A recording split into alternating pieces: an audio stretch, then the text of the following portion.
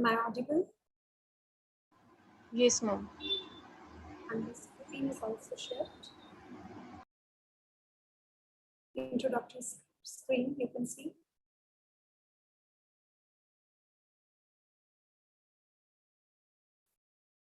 Okay, good morning, everyone. So this is day 5 of your workshop exam 2021, and I hope you're enjoying the lecture so far. At least the number of views say it so, and your comments as well. So we have with us Dr. Vijendra Narayan Pandey today from IIT Roorkee. He's serving as associate professor there. He did his MSc and PhD from IIT Kanpur. He appeared for GATE multiple times and secured 35th rank in order of merit in 2005. He also cleared his CSIR JRF exam in 2004 as well as in 2007.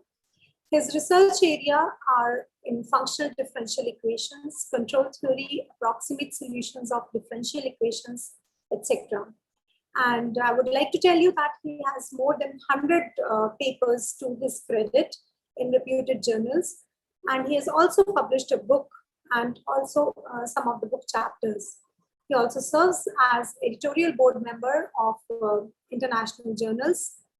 He has been invited for several lectures in various conferences. He's also guiding PhD students. 7 of them have already got their degree, and another 7 are currently working with him. He has more than 17 years of teaching and research experience, and also is member of INYAST since 2021. And we are lucky to have him here. Vijendra, we would like to have your sessions from topology. So over to you.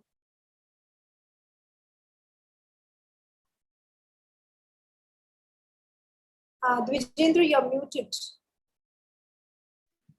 Vijendra. Thank you very much, Sugandha, for your nice introduction. And now we'll start with the subject topology, and we'll see. So should I start? Yes, please share your screen and go ahead. Yeah.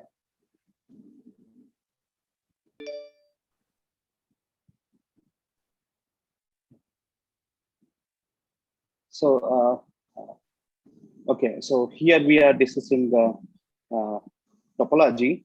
And first of all, we need to understand this, why we try to discuss this topology. So as you all know that this open sets are required for discussing limit, convergence, continuity, differentiability. In fact, the entire differential equation and partial differential equation all depend on the differentiability of a function. But you all know that in real calculus, this differentiability is very much related to limit, convergence, and all that. And limit, convergence, all these can be defined in the sense of open sets.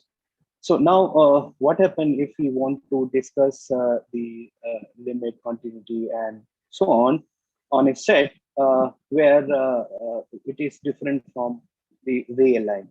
So in case when the set, underlying set is different from a real line, then I cannot say discuss with the modulus operation, and I cannot discuss the limit, continuity, and the different calculus tools as we are using for real space. So here we need to generalize that concept, and we generalize to metric space, and then we generalize it to further for topological space. So how to generalize it depend on the concept of open set. So we already know open set, and we have certain properties of open set. Like for example, if we know that for open set, we can simply say that your phi is open, your entire set is open, and if we take AI, which are like sequence of open sets, like sequence of open sets, the union of AI is also open, and this finite intersection I equal to 1 to n is also open. So this is the property of open set, which we have discussed over the real line, or we have generalized up to metric space. And there also we have discussed the properties of this open sets. So topology is nothing but the generalization of open sets, where we are not defining any, say, a metric over the set X. Rather than not defining the metric, we are just taking the properties of open set as a tool to define limit convergence and so on. So here we formally define topology like this. Say a topology on a set X is a collection, basically a collection P of subsets of X having the following property. And if you look at these properties, nothing but the properties which we have taken from the open set. So we already know that like in real line, phi and the entire real line is an open set. So we simply take these property that phi and X are in T. Similarly, the union of the elements of any subcollection of T are in T, and the finite intersection will also be in T.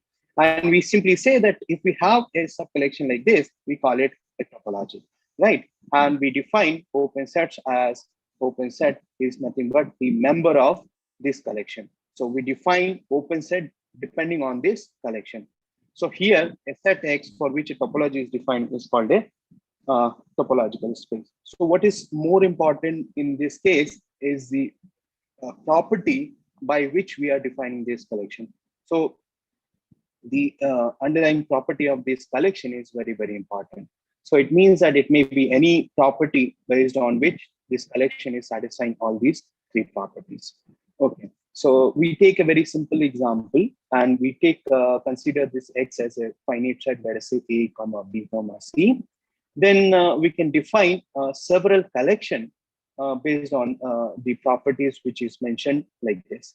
So first, we can simply define a very simple one. So you consider this X equal to this A, comma B, comma C. Then we can define a topology like say T, which is simply like phi and X must be there. And you can take, let us see, simple element. Now try to see whether this subcollection is satisfying all the properties of the topology. So what is the property of topology? First, phi and X will be there.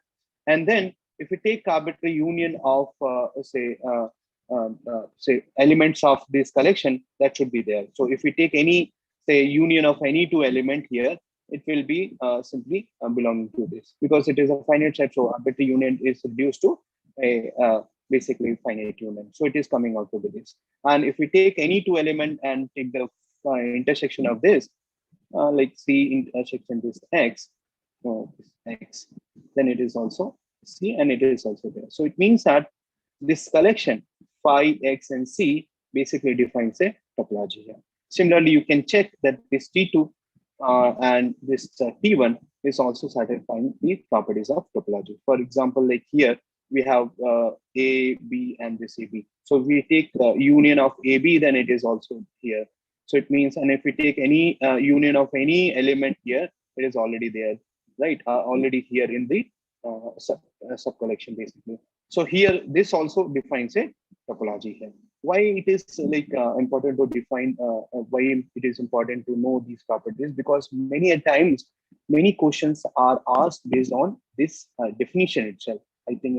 I remember in I think 2007, there is a question asked where this X is given as simply ABC, and then it is given like T1 and T2, and then asked about whether T1 union T2 is forming a topology, or T1 intersection T2 is forming a topology. For example, here it is T1 and T2, and then we want to ask about T1 union T2 is satisfying a topology or not, or T1 intersection T2 is topology or not. But if you look at T1 union T2 is what? It is phi X, this A, this is B, and this is A comma B. So here, which you can say that since T2 is already lying in T1, it is already a topology. So here, this T1 union T2 is also a topology.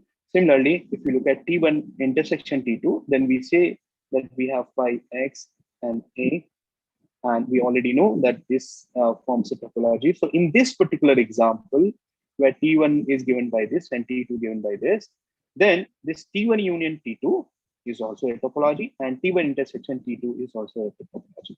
Here, please try to find out a catch that here this T2 is already lying in T1, right? So it means that T1 union T2 is nothing but your T1, and T1 intersection U2 is T2 here.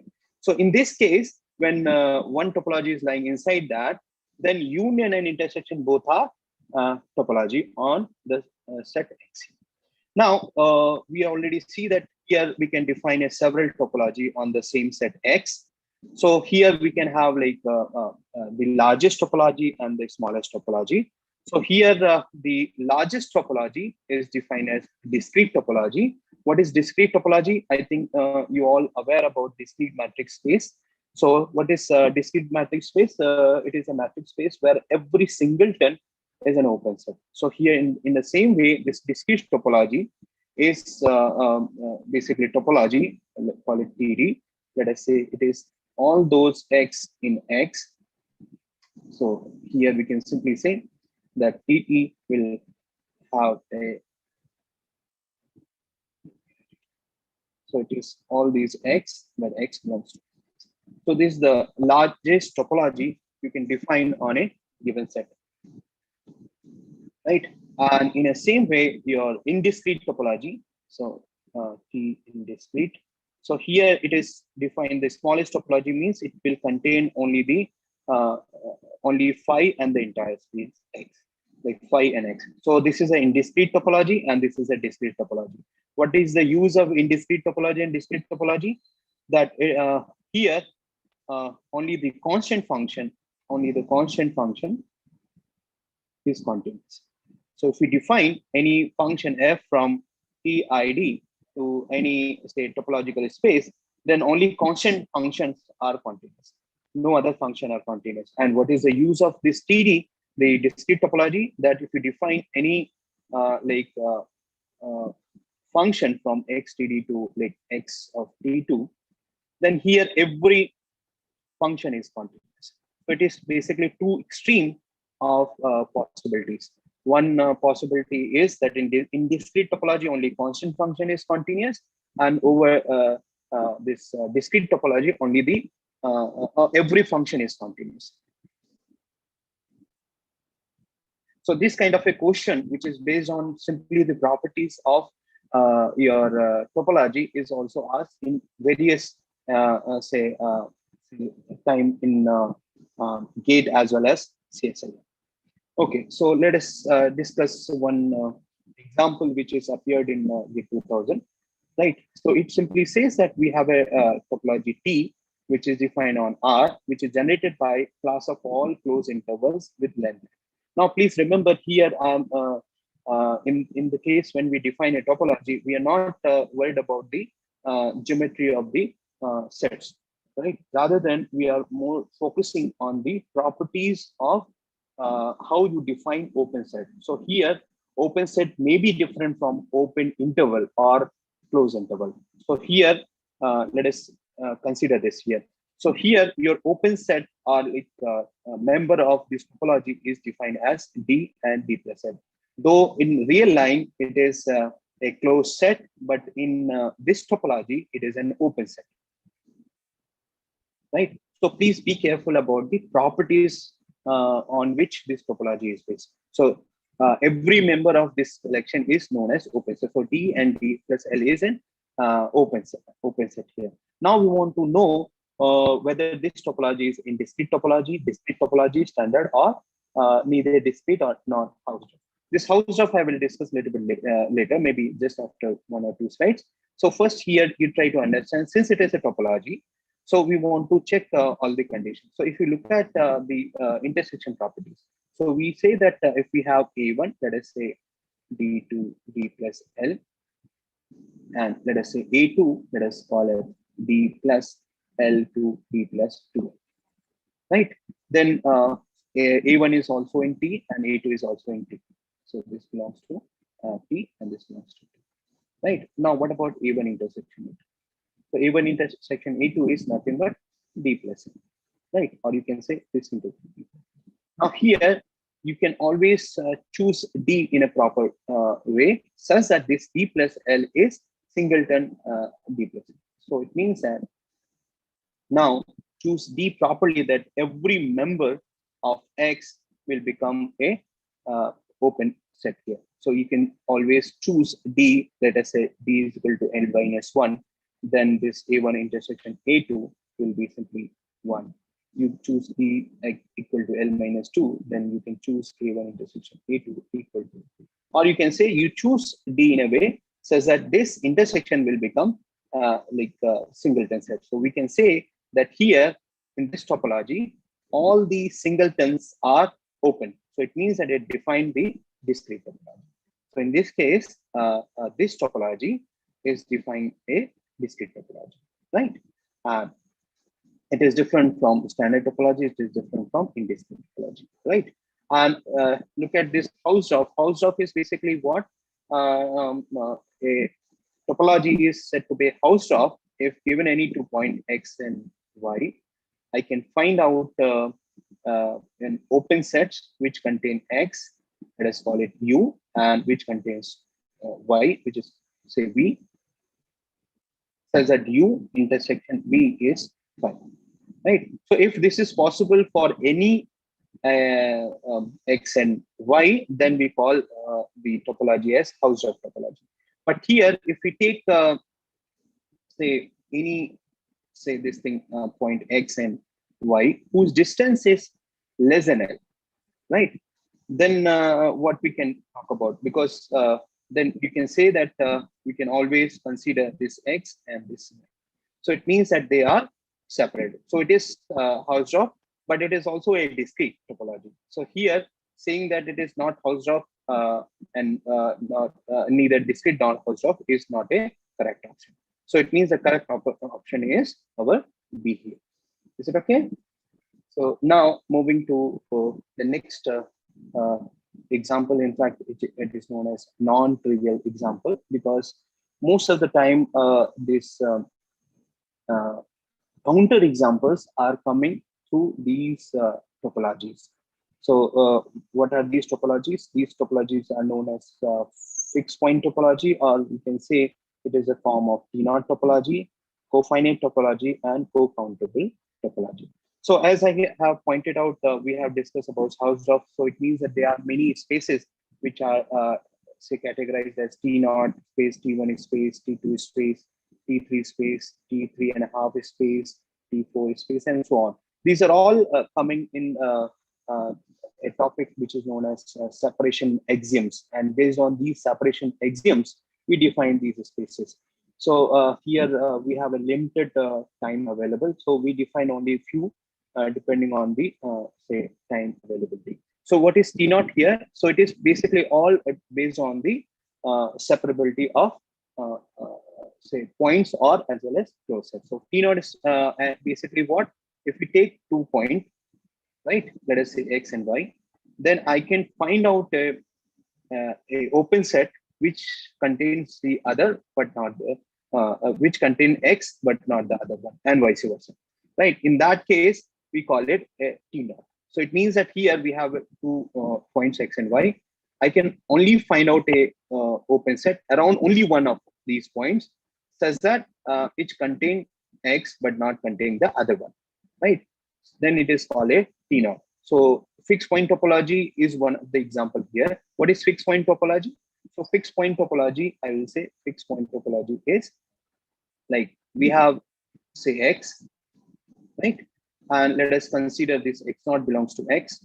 It is a fixed point, and we say define topology as all these U says that this X0 belongs to.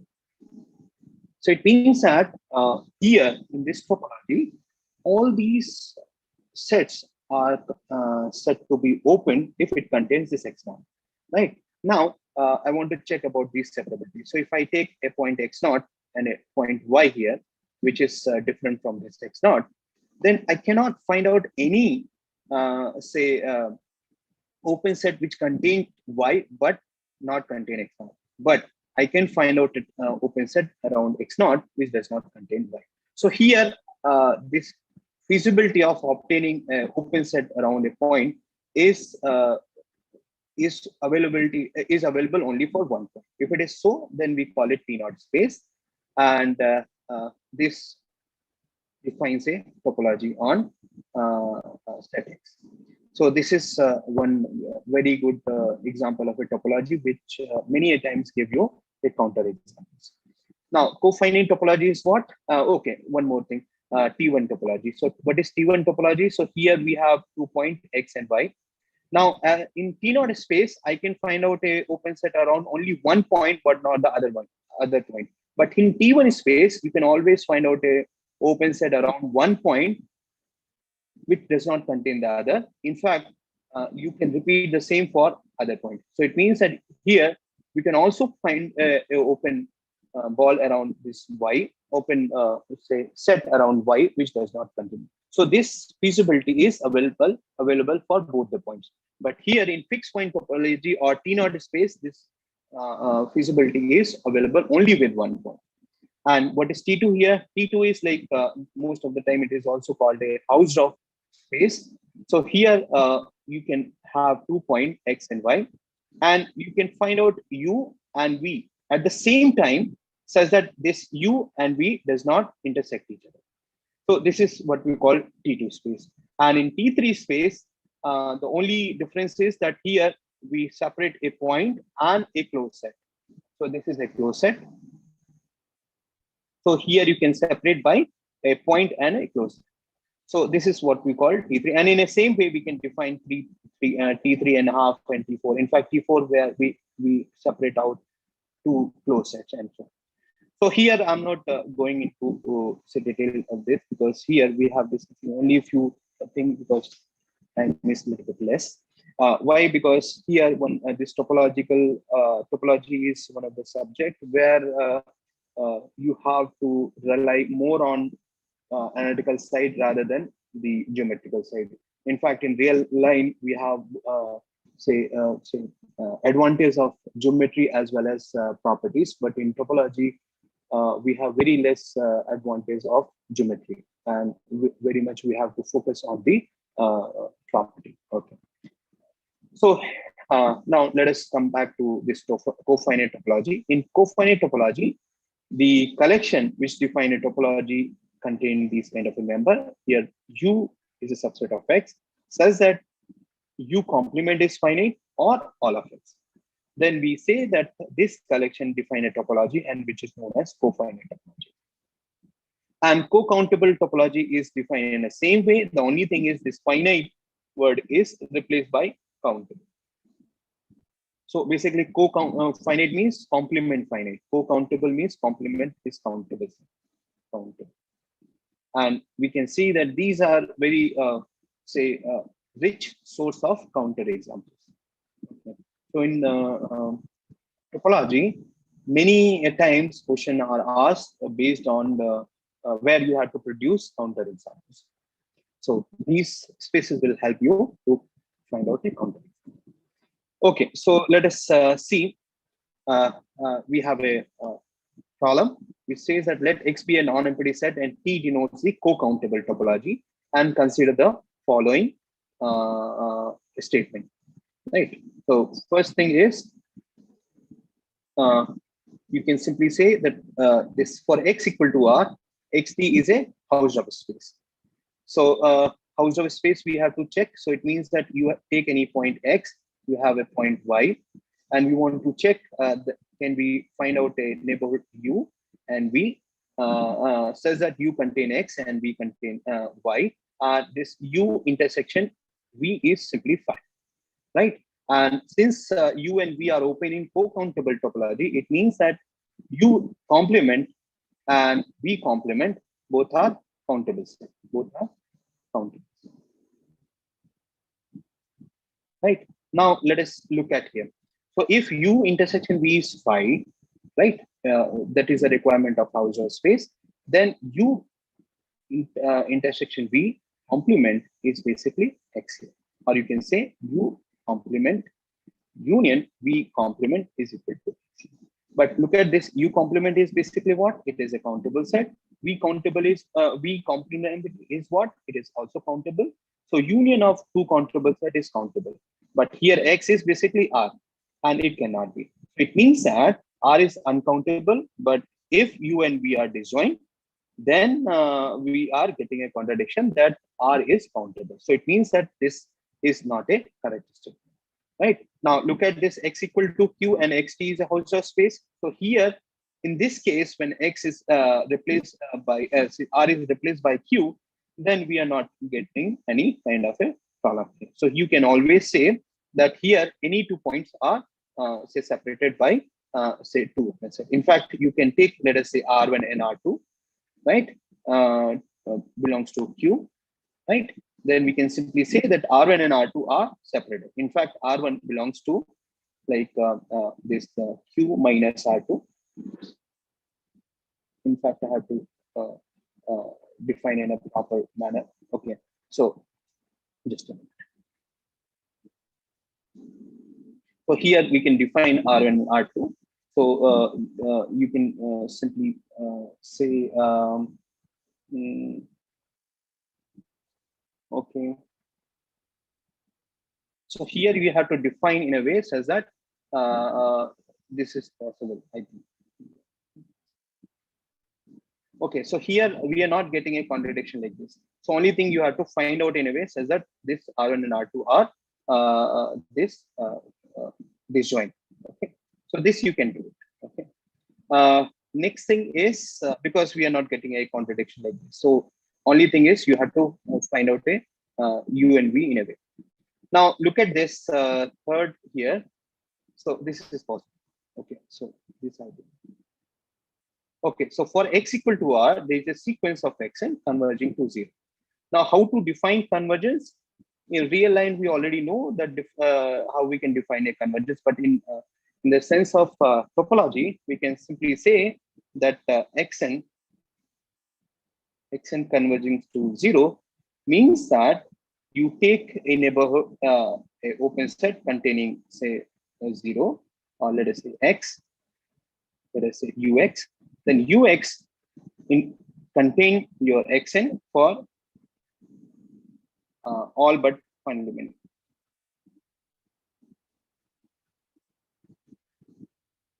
So here, if we choose, if we look at this, right? Now I can choose a 0, which contain in like X minus 1 by, right? So this I'm choosing as U. Now X minus 1 by n is basically open in co-countable topology. Why it is so? Because its complement is 1 by n, which is for n belonging to n, which is countable. So U is open, which contains U, but does not contain any one of any 1 by n. So it means that this neighborhood of O 0 will not contain any of 1 by n. So it means that in this topology, this 1 by n cannot converge to 0. So this is also false. Now here, look at this. For X equal to R, root 2 is a limit point of a set of irrational number. So we have root 2, right? So somewhere we have root 2. And if we define a neighborhood around this, let us call it V. We already know that V complement is countable. Right? Now, if I say that this V intersection Q complement is 5, because in that case only this root 2 is not a limit point. But when we say that V intersection Q complement is 5, but what is V here? V is basically, okay, so V complement union Q is equal to R, right? But here again, V complement is what? V complement is countable, and what is Q? Q is again countable, and we are getting a contradiction. So it means that V intersection Q complement cannot be 5. So it means that for X equal to R, root 2 is a limit point of irrational number. In fact, here you can see that all the real number is say limit point of irrational number. So here we see that this second and fourth are true. So we can simply say this option C is correct. Okay. Okay. So moving to next example. So here example is this. Let X equal to 1, 2, 3, and we have a topology defined here. the topological space is said to have the property P if for any two proper disjoint closed subset of Y and Z, they exist a disjoint open set U and V says that Y belongs to U and Z belongs to U, and both are disjoint. Then we say that it satisfies the property P. Then options are is that topological space XT is T1 and satisfy P, and is T1 and does not satisfy P, and so on. So here let us focus on there are two property we need to check, T1 and P. So for T1 we have to check that any 2 point can be we take any 2 point X and Y here, and we can define a say open set around one which contains the X but not the other one, right? So here you can take say points, let us say X is equal to say 1, X equal to 1 here, and Y equal to 3, right? And we try to see whether it can be separated or not. So here 1 can be contained in 1, 3 contained in 2, 3, so it is separated. Now you choose X equal to 2, Y equal to 3. So 2 is contained in 2, and 3 is contained in what? 3 is contained in either 2, 3 or 1, 2, 3. But in any case, this 2, 3 and 1, 2, 3, they are not disjoint with these two. So for X equal to 2 and Y equal to 3, I cannot find out any open set which contain the 2 or other contain 3, but they are disjoint, right? Because 2 contained in 2, fine.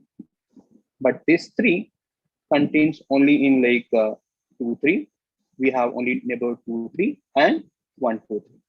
And none of these two are disjoint from this 2. So it means that here it does not satisfy T1 property. So it is not T1. So here we have to check the property P again, right? Now to check the property P, I need to define what are all the disjoint closed subset. So how to define closed subset? In fact, it is as defined in a ray line. It is like complement of the open sets. So here we can define closed sets as follows. So closed sets are what? So here we can define phi x. So it means that all these are phi x. One complement is 2, 3. So this is also closed. And 2 complement is 1, 3, 1, 3, right? And 1, 2 complement is 3, and 2, 3 complement is 1 here, and 1, 2, 3 complement is 5. So we got all these closed sets here. Is there any other possibility of closed sets? Now we look at the disjoint proper closed subset. So 2, 3 and 1, 3 are not disjoint at all, though it is closed, but it is not disjoint. So what is here? We have 1 and 2, 3, right? So we can like 1 is contained in 1, and 2, 3 contain in 2, 3. 2, 3 contain in 2, 3 because 2, 3 itself is a closed set. So we can define a proper say disjoint neighborhood which contains this 1 and 2. Okay, fine. Now look at 1 and 3. So 1 and 3. So 1 is contained in 1 and 3 is contained in 2, 3. You can simply say that you can define a neighborhood around 1 is 1 and 3 is 2, 3. Then it is simply disjoint. So it means that this satisfies this property P.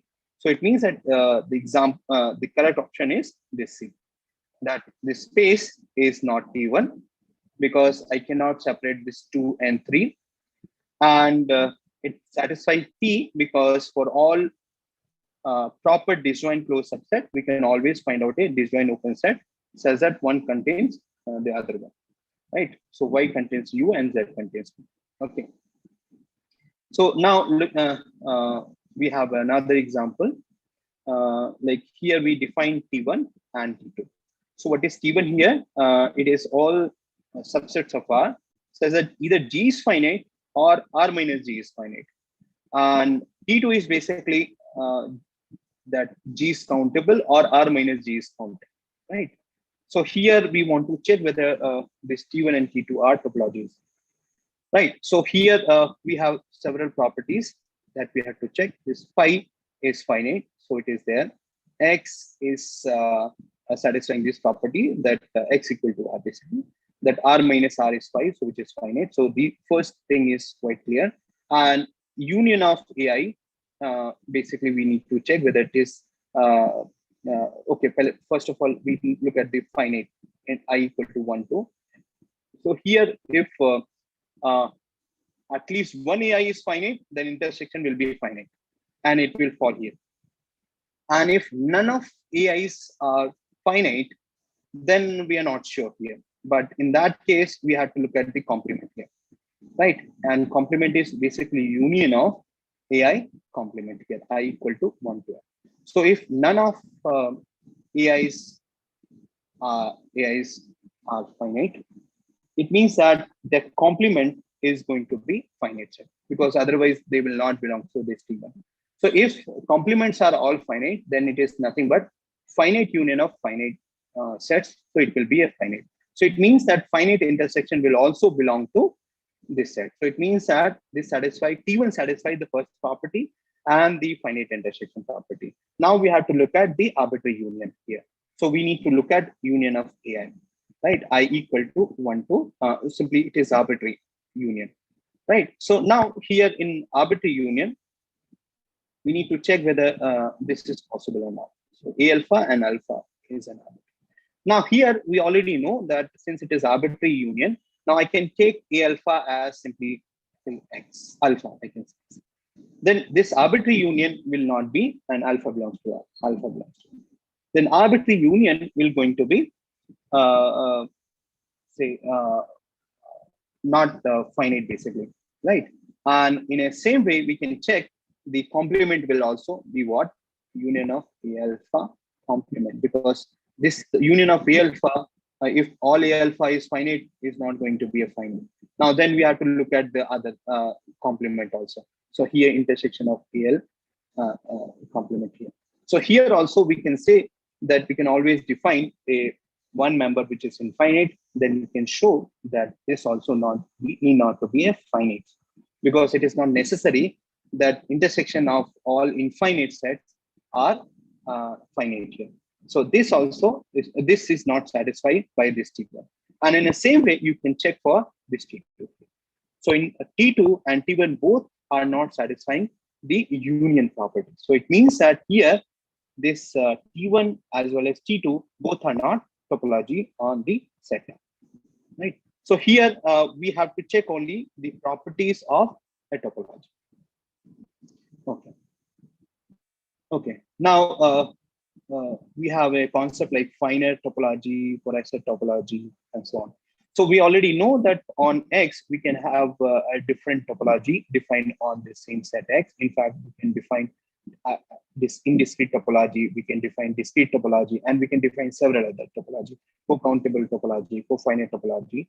Then we should have a say a measure that which topology is bigger, which topology is smaller. So basically, if you look at these topologies are nothing but the collection of subsets of X.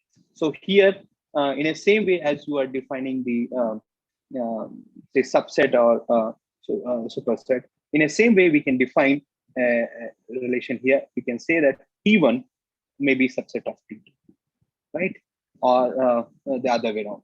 So when we say that T1 is contained in T2, then we call T2, T2 is finer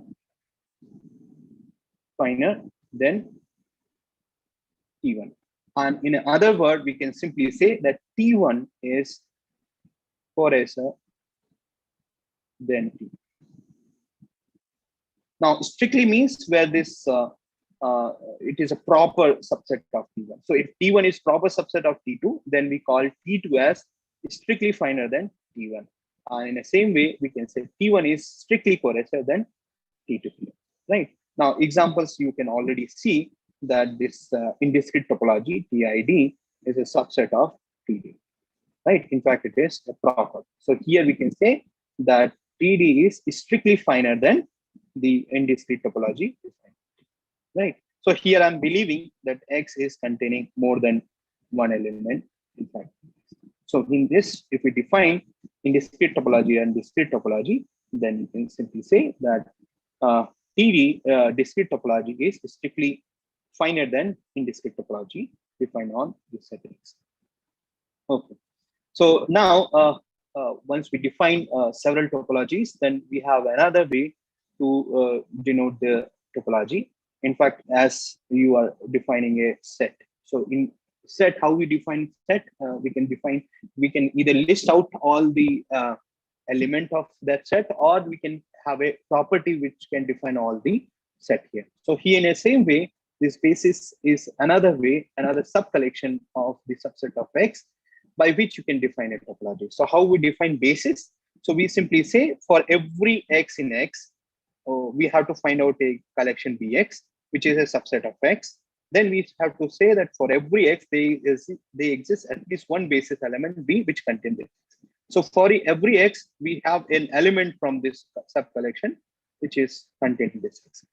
Now, if we have a X which contain in two basis element B1 and B2, then we should have another basis element B3 which contain X and contain in this intersection.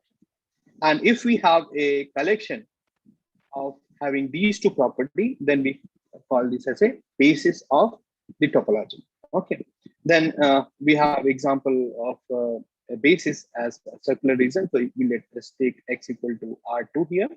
Then circular region you can define like this way. So this is a basis of this topology here. And in fact, if you want to see, I think in a metric space, if we apply D2 metric, then you will get this kind of a open ball here. And rectangular region is basically when you are getting these kind of a basis element.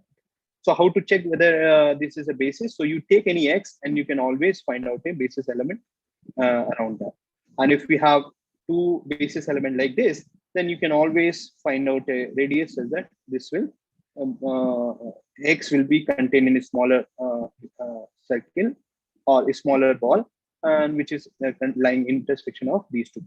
In the same reason, if you take any X here, you can always find out a rectangular region around them. So around this, and we can say that for every X there is a Px. And if we have two, say, rectangular region, then you can also find out a rectangular region in fact. Now, please remember here, this rectangular region, I'm taking like sides parallel to x-axis, right? So here, rectangular region whose sides are parallel to x-axis, x-axis and y-axis. Then we say that this rectangular region basically define a basis, and it will generate a topology same as X equal to 100. We can simply say that here we have two bases. Okay. One is defined in terms of circular region, another defined in terms of rectangular region. Okay. Now, how this basis is helping us to define a topology. First thing is that every open sets are nothing but union of basis element. In fact, you take any open set here, you take any X, right? Then we already know that Bx is contained here. So you can write that U is union of Bx, and this X belongs to U. Then every open set is a union of basis, right? Now here we have another way to define a basis from the given topology, right? So here this basis we have defined from the subsets of X, right? And here another way is to, once we have a topology which is already known that topology is given to you, then you can define a topology, just a sub collection, say C, such that if you take any open set U, take any X in that U, and there should be an element from this collection which contain this X and contain in U. And if we have this property, then we can say that this sub collection of open sets are also defined a topology. Now, why this basis is important? In fact, with the help of basis, many times it is quite easy to find out whether a topology is finer than the other topology. In fact, a thumb rule is like this. We have a X, we have topology T1 and T2 is defined. And let us say T1 is defined with respect to the basis B, and T2 is defined with respect to, let us say, C. And if we say T1 is subset of T2, it means T2 is finer. Then we can say that basis element of you take X and take element U, which is T1 basis element. Then you can always find out a T2 basis element which contain X and contain inside this. Or you can say that finite topology have like smaller basis element. You can say in this way.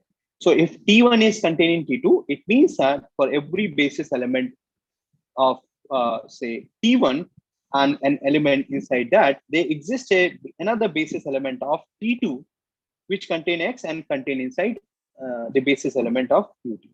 So in this way, we say that we can find out the finer or coarser thing with the help of basis. Now, once we have basis, then we can define subbasis. Subbasis is basically a collection of subset of X whose union equal to X. And how to find out a basis with the help of this? We simply say that a basis element, basis you can find out as, say, finite intersection of element of S. So basis can be obtained by taking all possible finite intersections of element of subbasis. Then we can define basis with the help of subbasis, right? Now we have one example where this subbasis is different from basis here. So example is this: you have X equal to 1, 2, 3, 4, 5, and you can define S like this. The only thing is that their union is your X. Then we can say that it is subbasis but not a basis. Why it is not a basis? Because if we take the element 2, right? 2 belongs to what? 2 belongs to 1, 2, 3. 2 belongs to 2, 3, 4. Right. So 2 belongs to 1, 2, 3 intersection 2, 3, 4. But they exist no other element from this collection which contains 2 and contain inside this. And in this way, you can simply say that this collection S is subbasis but not a basis. Because if it is a basis, I should have another element from this collection which contain this 2 and contain inside this.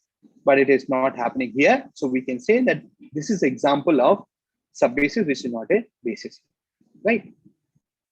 So in fact, this there exists an example which is a subbasis but not a basis. In the same way, there is example which is a basis but not a topology. In fact, this circular reason, this is an example of thing that basis cannot be equal to a topology, right? Here, in fact, why it is so? Because intersection of like these two, like we are getting this set which is not an element of topology, right? So if we define topology just like a collection of circular region, then it is not a topology. Okay, so basis is different from topology. In fact, it is a sub collection of a topology. Okay. Then here we have more example. RS means standard topology on R, where basis element is given by AB, A is less than B. And then we have a K topology or RK topology, where we have a usual open set AB, and one more different kind of a basis element is given, AB minus K, where K is set of all 1 by n, where n belongs to Z. So in RK topology, we have two type of basis element. One basis element is AB, another basis element is AB minus K. And RL is like a topology defined on R, where basis element is semi-closed, basically closed at the lower side. So we call it lower limit topology. This is called as lower limit. So if a basis is containing this kind of element, then it will define a topology which is known as lower limit topology. In the same way, we can define upper limit topology, which is RU, and upper limit topology is defined like A, B close. So it is closed at the upper. So here you can check that with the help of these bases, you can check that R cofinite is coarser than RS, and RK is finer than RS, and this RK and RL are not comparable. This you can check with the help of basis element. now let us look at one example which is based on the previous concept. Now, what is this? A topology T on the real line are generated by the left open, right closed interval like this. In fact, it is example of RU. Right now, we want to check whether it is strictly coarser than the usual topology, strictly finer than the usual topology, and so on. Not comparable or same as the usual topology. Right now, we have to check about the say containment or finer. So what you can do, you have a let us say AB. Right now, you take X here. Right, so this is your AB. Now you have X here. But since look at the basis element, I can define. Okay, I can take X and I can take this. So X can be contained in A, X here is contained here. So here basis element of this T is contain X and contain in AB. So I can simply say that this T is containing this RS, right? So T is basically finer than RS. Okay, now we have to check whether it is equal to topology. So it means that now look at this. Now we have to show the other way now. Now look at this. Find AB. We have a basis element here. Now take X, and then we try to see whether we can find out a basis element of the usual topology, which is basis element of usual topology is nothing but something like AB, which contain this point and contain inside this. Now look at this, A and this is B, right? Now take this X as B itself. So B contain in AB, but I cannot find out there exists no interval like CD such that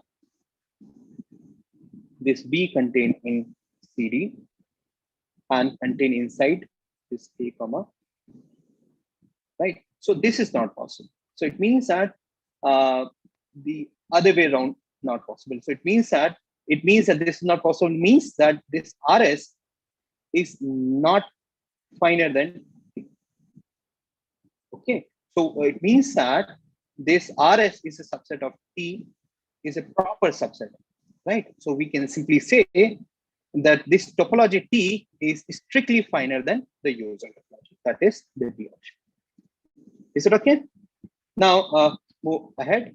Now we have order topology. So order topology is basically we have a set X with the order defined as this. So here we say A is less than B when it satisfies certain properties. So for example, X equal to R, we can define A this symbol as less than C. So we can say that A is less than B, right? So we can define an order less than B. Then once we define an order, then we can define a set like AB, and this A naught comma B, and this A comma B naught as a basis element. So what is this? This is all those X and X such that X is bigger than A and less than B. So this what A naught B, if A naught is the maximal element, A naught is the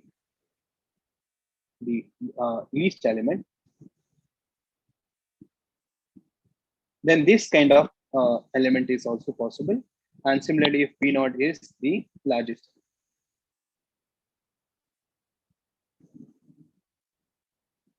then we can define a basis which contain this, and this will define an order topology. So in case of when X equal to R, the order topology as well as the usual topology both are same, right? Now subbasis we can define as open rays. So we can define as minus infinity to A and this A to B. So these are subbasis elements, right? So we can define subbasis as say collection of these kind of. So S is basically minus infinity to A to infinity, and A belongs to. So basically it is a subbasis. Now the order topology on R2 is something different. Okay, so here it depends on the definition of order here. So okay, so we define, let us say, element of R2. Let us call this element as X cross Y. Otherwise, it is creating a difference between A comma B interval. So we define X cross Y belongs to R2, and we say that X1 cross Y1 is less than x2 cross y2. If, so we are defining order here. If x1 is less than x2 or x1 is equal to x2, but y1 is less than y2. So this is known as dictionary order.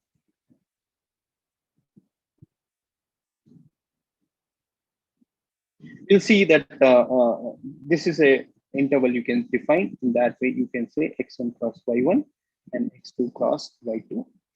This is your focus. This basis element of the order topology defined on R.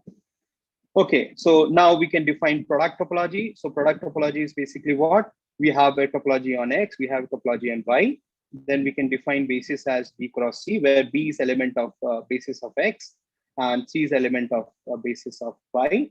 Then we can define B cross C, and it is a basis of product topology. In the same way, sub-basis we can define as pi inverse U, U open in X, where pi 1 and pi 2 are projection. In fact, pi 1 basically X cross Y to simply X. So it is a projection map. So pi inverse U means pi inverse U is basically, you can define as U cross Y. And similarly, pi 2 inverse V is nothing but X cross V. So this is a sub-basis. And box topology also we can define, and product topology, I think you already have done it. So in box topology, all these U alpha is a proper open set in X alpha. And in product topology, in U alpha is open in X alpha for each alpha, and U alpha is equal to X alpha for finally many alpha, except for finally many alpha. So here only finally many are proper open sets, rest are all the entire spaces. So this is known as product topology. In the same way, we can define subspace topology. So if we have a basis of X, then we can define a topology on Y, which is subset of X, says that basis given by B intersection Y. Okay. Now let us take a example here, which is recently came in 2019. Here we have an ordered square, and we have 0 cross 1 with the dictionary order topology as we had defined earlier. Let the general element be denoted by X cross Y, and we want to find out the closure of this set. Now look at the here. This is your ordered square, right? And what is set S here? S is X cross 3 by 4. So it is 3 by 4 here. So we can define, and this is A, this is B. So it is a line here. This is your S. Now we want to find out a closure of this. What is closure here? Closure is basically S union S dash. What is S dash here? It is set of all limit point. Set of all limit points. Right. So what is limit points? So a point say is limit point if we take a neighborhood around this, like P is said to be a limit point if P belongs to Bx and Bx intersection S is non-empty. So we want to find out a set of all limit point of this. Right. Now look at you take here, and you can say here I need to look at here. It is a deleted neighborhood Bx minus P itself. You take B. So here we have to check about this this thing. Now look at this point. This is your A. This is B. And look at this. This is A cross 1. Right. Now we define a open set around this. So how to define open set? Here we can say you take any element here. And since A cross 1 is not a maximal element here, what is maximum element here? Maximum element is 1 cross 1. And the least element is your 0 cross 1. Right. So A cross 1 is not a maximal element. So it means that here this interval is not an open set. So I need to move ahead, and I will look at this. Now here it will be like this. In fact, I have to look at how we define open set in dictionary order topology. Okay, let me see it here. So let me write it here. So we have A cross B and C cross D. This is, you can say that open set in order topology. So here open set is basically what? You can take C equal to A first of all. So A cross B and A cross B here. So what is A cross B here?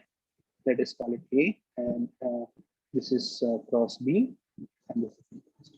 So this is A cross. So this is the line. So we can say that this is an open set. So here open sets are vertical line, right? Now what happened when we have C is not equal to A? In that case, we have, let us say, C cross D. Let us say we have C here and we have C cross D. Then open sets basically what? It is containing all lines, vertical lines in between. And it is going up to this.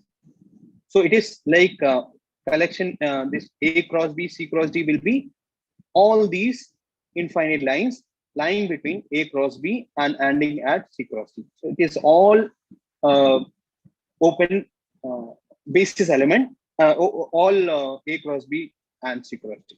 In fact, you take any element here, right? X cross Y, you can check that X cross Y line here. Why? Because X cross Y is bigger than A cross B and it is less than C cross D. You can check. Okay. So here in order topology on R2, your I think basis we element. lost your voice. What? It was going Pardon? well so far. Pardon, I'm not able to hear you. So then, is there any problem?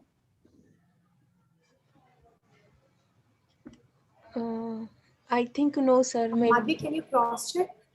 It is clear, ma'am. Audio and video both is clear. Okay. So should I just finish this example? Yes, sir. Yes. This problem, which is okay. Yes. So okay. So here, as I said that this A cross 1 is not a maximum element. So you have to define basis element of A cross 1 belongs to, which is like A minus epsilon cross 3/4. And here you can say that A plus epsilon cross anything, cross epsilon.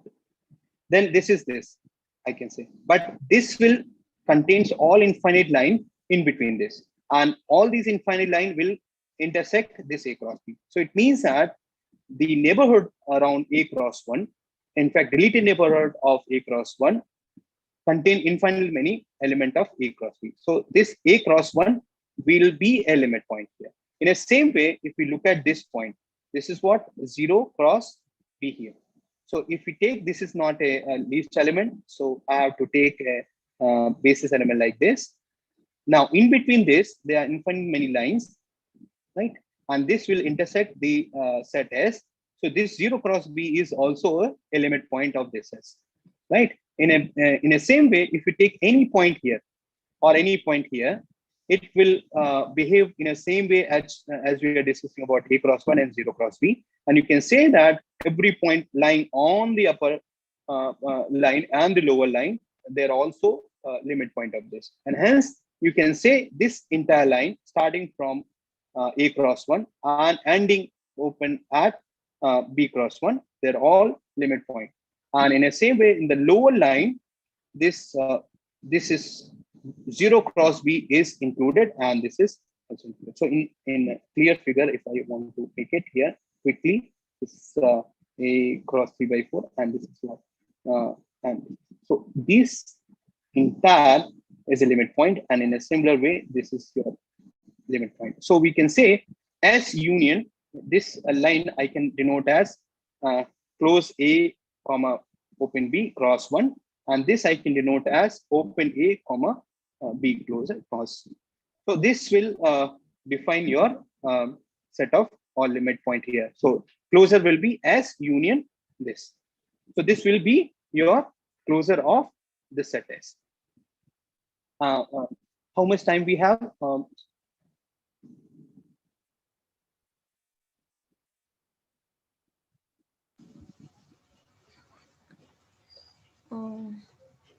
You can finish this example.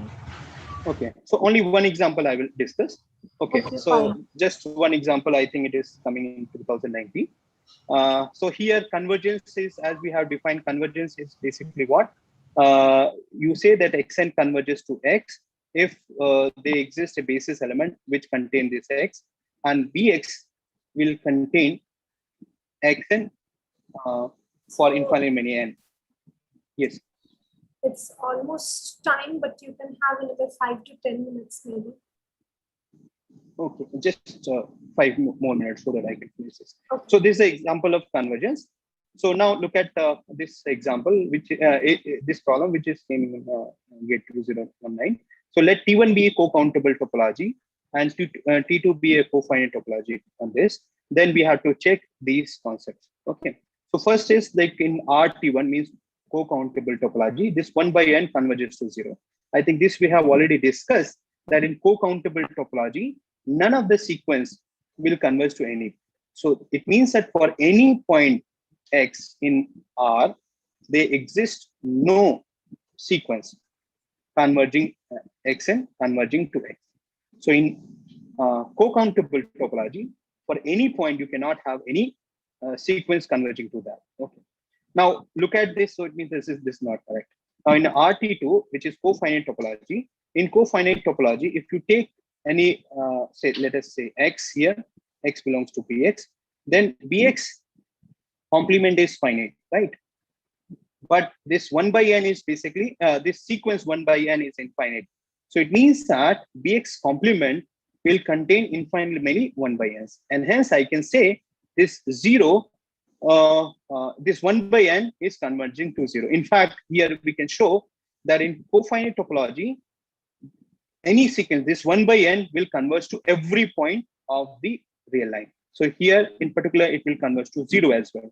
So this is a correct answer, right? Now in 3, we can simply say in co-countable topology, no sequence of rational number which converge. This we have already checked, and in fact, no sequence will converge to any point. So this is also there is no sequence. Okay, there is no sequence. Yes. In RT2, there is no sequence of rational number which converges to root 3. In fact, this is also, in fact, every sequence will converge to root 3, right? So here we can say that this 2 and this 3, this is the correct option. Yeah, this we have already. So 2 and 3 is the correct option. Cofinite topology, yes. Okay. So 2 and 3. So this B is the correct option. Okay, so I think I'm done. We'll discuss remaining example in the second session.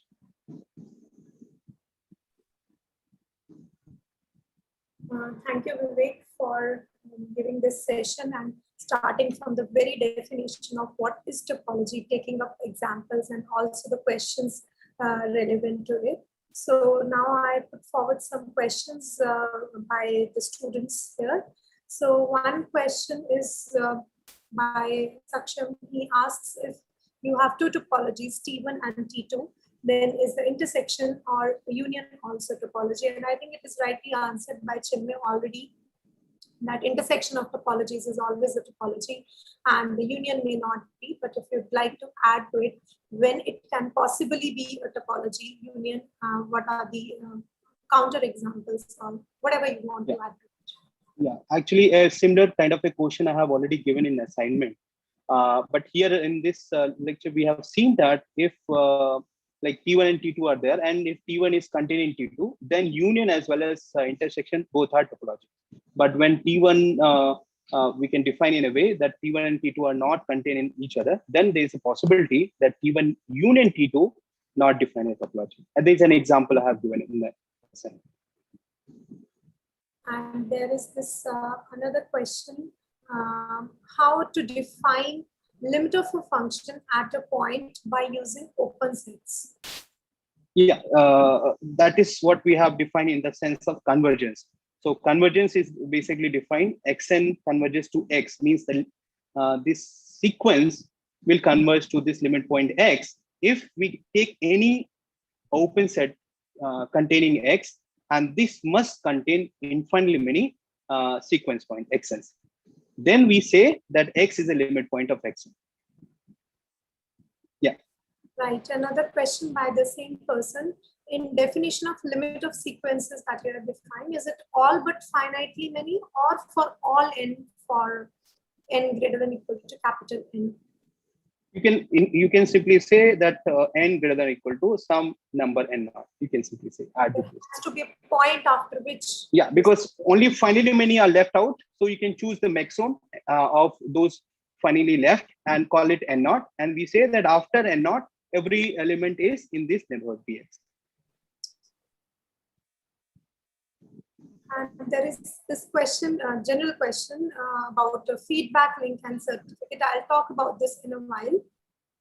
Also, for zero, do you mean other than constant sequence not converges? It's not very clear. For zero, do you mean other than constant sequence not converges? Can you please write your question once again? And in the meantime, we take Kabir's question, who asks, why limit is not unique in topology? So again, it depends on topologies. Like if we have like T2 topology, which is known as Hausdorff topology, then limit is unique. And like T0 or T1 space, your limit may not be unique. In fact, we have seen in this particular example itself that here the sequence 1 by n is not only converges to 0. In fact, it is converging to every real number. In fact, it is converging to 1 also, 2 also, and so on. So it depends on the topology, because this convergence is depend on the topology, right? So in Hausdorff space, limit is unique. Hausdorff T2, T3, T4 limit is unique, but not in T1 and T0 space. So it depends on the topology. In fact, we have an example here. Look at this example. Here, this constant sequence B is not only converging to B, as well as it is converging to C and A as well. So in this topology also, limit is not unique. Even the constant sequence is converging to more than 1 point. This B is converging to C as well as A also. It depends on topology. Yeah. Right. And that's what I generally say to students, always look for counter examples, always look for implications, right? So T0, T1, T2, T3, you have to understand what are the properties in which kind of topology, and keeping counter examples handy will always keep your mind clear what property is satisfied, right? And so the question that I was asking you about zero, that was referring to the last page that you shared with students. So This one. you have written about zero sequence. I have not written zero sequence. I have written that converges to 0. Like in 1 and 2, I think the sequence 1 by n converges to 0 in RT1, and sequence 1 by n converges to 0. So in co-countable topology, there's no sequence converging to 0. And in cofinite topology, almost every sequence converges to 0. So I'll just restate what he has written, even if it is not very clear to me. For zero, do you mean other than constant sequence not converges? That's so here whenever I sequence that every sequence converges to 0 means non-constant sequence converging to 0. So if we have a non-constant sequence, because 0 will converge to 0, certainly. Right. But non-constant sequence, whatever non-constant sequence you will take, it will also converge to 0. And also, can you give us some references for the students? Yeah, I was about to tell the references in the second lecture, but anyway, here also I can give. There is one standard book by Munkaris, J. Munkaris, basically, Topology. And there's one more book by C. Wine Patty. This is also a very good book where a lot of examples you will say. In fact, a lot of exercise you will get, and that is very beneficial in exercising this topology. Because in topology, you have a little bit, say, disadvantage of geometry. So here you have to heavily focus on the properties rather than geometry. In fact, in some example where it is related to R, you can have the advantage of geometry, but here you have to focus more on the property rather than geometry. Yeah. The two books I have here. Okay. So thanks for sharing that. Maybe again because some students attend one of the sessions. So in the second session also, we would like to mention once again about the references. Sure. And about the feedback and certificate, as I said earlier, we as such do not have any plan of giving participation certificate because it was not meant to certify any kind of thing. It was meant for a general thing, for your understanding, for your benefiting out of it more than a paper. But in case from the Google Forms response, we may give some certificate of appreciation to some of the students. That's what we will be able to answer certainly after analyzing your responses probably. That's one thing. And the second thing is about feedback. So tomorrow we have the final day of this workshop, and after sessions by Dr. Hemant Datta on real analysis, there will be a session by me about motivation and awareness. So I'll try to discuss what possibly, whatever could benefit you in general, the information about various institutes in India where you can do research in mathematics, or the entrance exams in which you should appear, or the fellowship options, the scholarships that you can avail. So all sort of things I will try to cover up in that. And also we are going to have a feedback, live feedback session where we'll be inviting you to Zoom, and there you can express your feedback. Also along with that, we will be sharing a feedback form with you, which you can fill later in case you do not want to come live and express anything. So any kind of critical, positive or negative comments that could help us improve for any workshop further, we would like to hear from you. We would like to have your feedback. So we will share the form also, which you can fill after the workshop concludes, and also you can express via comments or joining us live. And also along with that, we will be having a group photograph, and this time we would like to include some of you from the audience as well. So tomorrow evening, please be ready to put on your videos and also to express in case you have something. More information about this will also follow in an email from us, maybe by tonight or tomorrow morning. And also don't forget, tomorrow we have a different timing. It's 4:30 in the evening that this session begins. And the concluding session begins around 6:30 onwards, 6:40 onwards, where we will have this lecture that I mentioned about and the feedback. Okay, so I hope that answers all your queries for the time being, and we'll be joining back in say another 5 minutes. Can you please unshare vision? Sure. So we'll be joining back at, it's 10:50 already, so maybe 10:55 will be joining. Sure.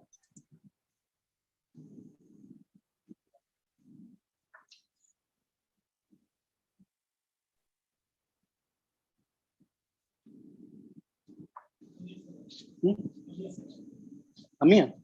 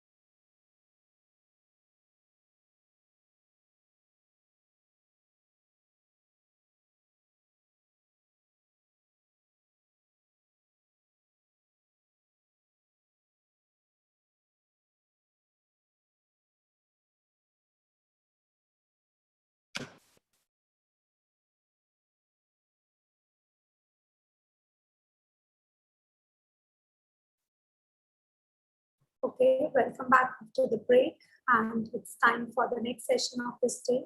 So without taking any much time, I'll hand it over to Vijendra to take over. Please share your screen and go.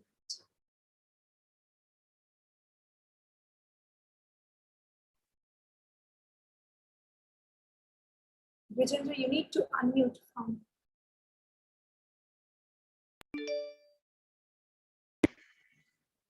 Now, am I audible? Yes. Okay.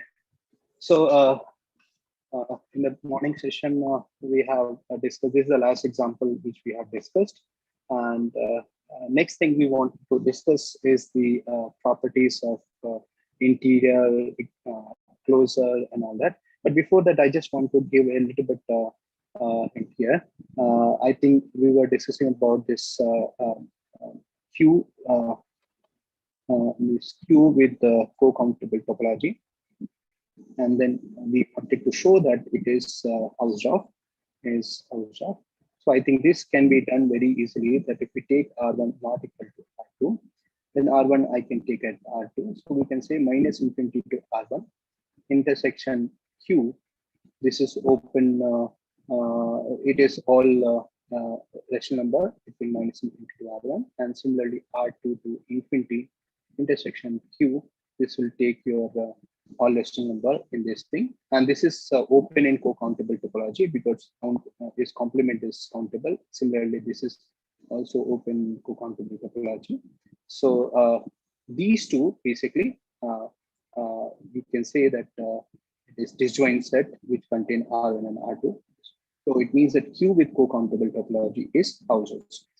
Okay, now coming back to the interior. In fact, the interior is basically defined as the union of all the open sets contained in it. And you have seen several properties of interior in matrix space. So almost similar property is valid here also. In fact, the major property which I wanted to list here is the following: that if A is subset of B, then interior of A is subset of interior of B. Interior of A intersection B is interior of A intersection interior of B. Interior of A union interior of B is a subset of interior A union B. You can take the example here, A as close 0, 1, B as 1, 2. So here we can say that interior of A will be 0, 1. Interior of B is equal to 0, 2. So this union is this, but here A union B will be, A union B is basically close 0, 2. So interior of A close interval 0, 2 is equal to 0, 2. So it is a subset here. So here equality is not putting. So this is a property based on which many a times question have been asked in GATE as well as CSIR. So interior of A union interior of B is not equal to interior of A union B here. Now, similarly, we can define properties of closed sets. So the first property, A is less than B, A is contained in B, means a closure of A contained closure of B. Union of closure of union A union B is equal to closure of A union closure of B. And here, this if we take the arbitrary union, then this equality will be lost, and it is the union of A alpha closure is contained in closure of union of A alpha. So you can say that for take A alpha is equal to alpha, set of rational number alpha belongs to Q. So if we take singleton A alpha, and then you can show that equality will not be valid here. In fact, the left hand side is basically Q, and in the right hand side you will get your R, right? Because union of A alpha is basically Q, and closure of that will be R. So it is this. Now there are many examples you can create. In fact, these are the examples which are sources of many say problem given in GATE and CSIR. So here we can say that intersection A union A intersection B closure is contained in closure of A intersection closure of B. We take example A equal to Q, B equal to Q complement, and this arbitrary intersection closure is contained in intersection of A alpha closure. Here also you can take these two examples. So here these are some properties which will help you in solving several problems. For example, you have I will discuss one more example here, which is purely based on that. Now, one more concept, very important concept, is known as boundary of A. So in a topological space X, if A is a subset of X, then boundary of A is defined as closure of A intersection X minus A closure. So basically, boundary of A is a closed set. Now we can define that A closure is given as interior of A union boundary of A. So this is very important relation, and many times question are asked based on this. Now, if boundary of A is phi, this is empty, then you can simply say that this implies that this A closure is equal to integral, right? Now, this means what? In fact, A is sitting in between. So A is int A and it is A. So it means that when this A closure is equal to interior of A, it means all three are equal. So it means that in this case, A is both open and closed, right? Now, another property is that if A is open, is it true that A is equal to interior of A closure? So if we take A equal to R minus 0, so this A is basically open, right? But A closure will be what? A closure will be R, right? So here, this R minus 0 is not equal to interior of R. Interior of R is open, so interior of R is nothing but. So it means that this is also not correct. So please remember certain properties. One is interior, closed, and boundary. Right. Now let us consider one problem. So here we have for a subset S of a topological space, let interior of S and S bar denote the interior and closure of S respectively. Then which of the following statement is true? First is S is open, then S equal to interior of S bar. So here we have already seen that here I can take S as R minus 0, right? It is open. Why? Because 0, it is basically 0 complement. In singleton 0 is closed, so S is open. But here S closure will be R. So you can simply say that S is not equal to interior of R, that is R. So this is not correct. Now, if the boundary of S is empty, then S is open. So we have already seen that this S bar is equal to int S union boundary of S.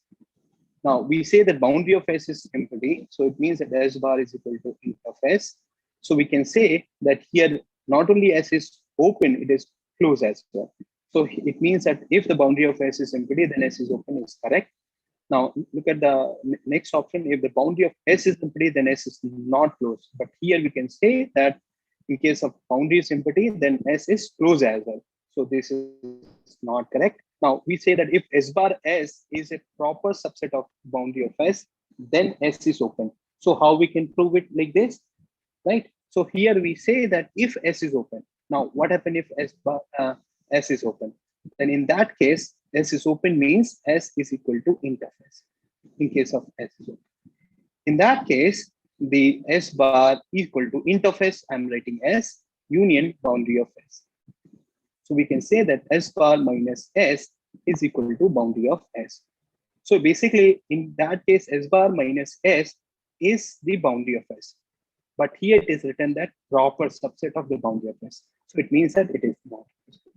So if S is open, in that case, S bar S has to be equal to the boundary of S, not the proper subset of S. So this cannot be true here. So in this case, this B option, if the boundary of S is empty, then S is open is correct.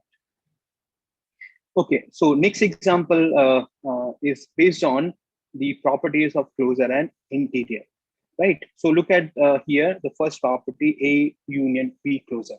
In fact, it is the property which you have already seen. You have to remember certain properties here. So this is a property we have seen here. So this is a correct property. You can prove it also, but it is better to remember certain properties well in advance. Okay, now look at this Q here. A intersection B and A bar intersection B bar, right? Now here I can take a certain example. A can be taken as 0, 1, and B can be taken as 1, 2. So in that case, A intersection B is simplified, right? So left hand side is 5, but what about the right hand side? A closer will be what? A closer is close 0, 1, and B closer is equal to close interval 1. So closer of A intersection closer of B is basically singleton 1. The left hand side is 5. So this cannot be correct. Similarly, A union B interior equal to A interior A union interior B. So here this also we have to see. Okay. So how we can say, again, you take a example 0, 1 and B equal to 1 and 2. You can take several examples, I think, but this is okay. So here this 0, 1 union 1, 2, basically A union B is equal to 0, 2, and interior will be A union B interior is equal to open 0, 2. But look at the right hand side. Right hand side will be what? Interior of A basically is 0, 1. Interior of B is equal to 1, 2. So it is not equal to 0 to 2. So this is also not right. So this also we have seen as a property. So we can say that this P and S are the only correct option. So B is the correct option here. So here, though you can do all these problems then and there itself, but it is advisable to remember certain properties of this closure and interior well in advance. Okay. Now come to the next important topic, that is continuous function. So definition is generalized in the sense of open set, in the sense of topological say. So f from x to y is said to be continuous if inverse image of open set in y is open in x.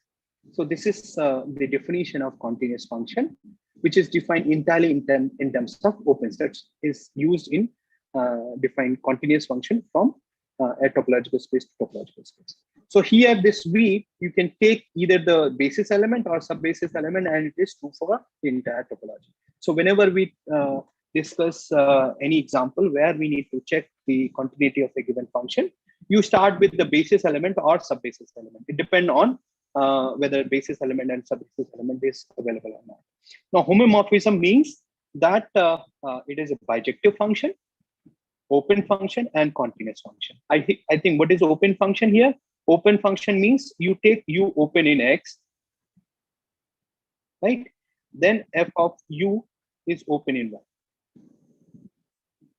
So here f is defined from X to Y. So here take U open, then it will take to f of U, which is also. In this case, you can say that it is a open. Right. So f is open is same as saying that f inverse is continuous. So we can simply say f is homomorphism means it is bijective, f is continuous, as well as f inverse is also continuous. Okay. Now let us take one small example based on this concept. So here we have seen that X is an indiscrete space and Y is a T-naught space. Right. T-naught space means you have 2 points X and Y. Right. I can draw a open set around one point which does not contain the other, and that's all. So it means that I can define a open set which contains this but not the other. So this is the example of T-naught space. Now we say f from x to y is given as continuous. Then we want to check these 4 options. So in discrete space means that the only open sets are phi and the x sets are right. Now we want to show that which one option is it. Now, if I remember correctly, then while defining this in discrete space, I said that only continuous function defined on indiscrete space is a constant function, right? So it is a constant function. Why it is so? Because if we have say 2 elements in y, let us say fx and fy, right? Then this fx is not equal to fy, because it is not a constant. So I just want to prove that it is a constant function. So if it is not equal, then I can draw a ball around fy which does not contain f of x, right? So it means that this f of y, inverse image of this, let us say u, inverse image of u will be open in x, but in x only 2 sets are open, phi and x. It cannot be phi because y belongs to this U contains f of y, so y must be there. So it means that f inverse U has to be entire x. So it means that if f inverse U has to be entire x, then it is a constant function which is say going f is going from every x going to y. But in that case, fx should not be there. So it means that there should not be any f of x at all. So it means that if we want to define a continuous function on a indiscrete space, it must be a constant function. So this has to be clear. Now we want to show that if x must be a one-point set, right? So can we define x must be a one-point set? I'm saying that if x is a two-point set also, then also we can define a continuous function. So the compulsion that being continuity required that x must be a one-point set is not correct, right? Now y must be discrete. Y maybe anything you can define y with usual topology or whatever topology. Still your f can be a continuous function. In fact, a constant function is available which defined from x to any topological space. So this is not compulsion to have f continuous function. This we have already seen. Now it says that x, I think it is y must be a one-point set. So, but again, even though y is not one-point set, still we can define a continuous function. So in this way, the f is continuous. The only compulsion, only necessary thing is that f must be a constant. Rest may not be necessary at all. Yes, of course, if x is one-point set, we can define a continuous function, but it cannot be a compulsion here. These are all compulsion here. Okay, so here we have written down this answer. If x is an infinite set, then also constant function may be defined. So compulsion of that x has to be a one-point set is not necessary. And if y is any other topology, then also constant function may be defined. So discrete topology need not to be defined y to have a continuous function. And this we have already discussed. And if y is having more than a point, still we can define a continuous function. So the only correct option is this C. Okay. Now moving to connected space. This is a very important topic, is connected space and the compact space. And it is basically the properties of topological space and the continuous function. Right. So connected space is basically related with these two. So here, how to define connected space, first of all. So let X be a topological space. A separation of X is a pair of U and V. Now, what are the properties of this pair? It is disjoint, non-empty, and open subset of X. So if we can find out X is equal to U union V, where U and V are non-empty, disjoint, open, then we say we have a separation of X, or we can say that X is disconnected.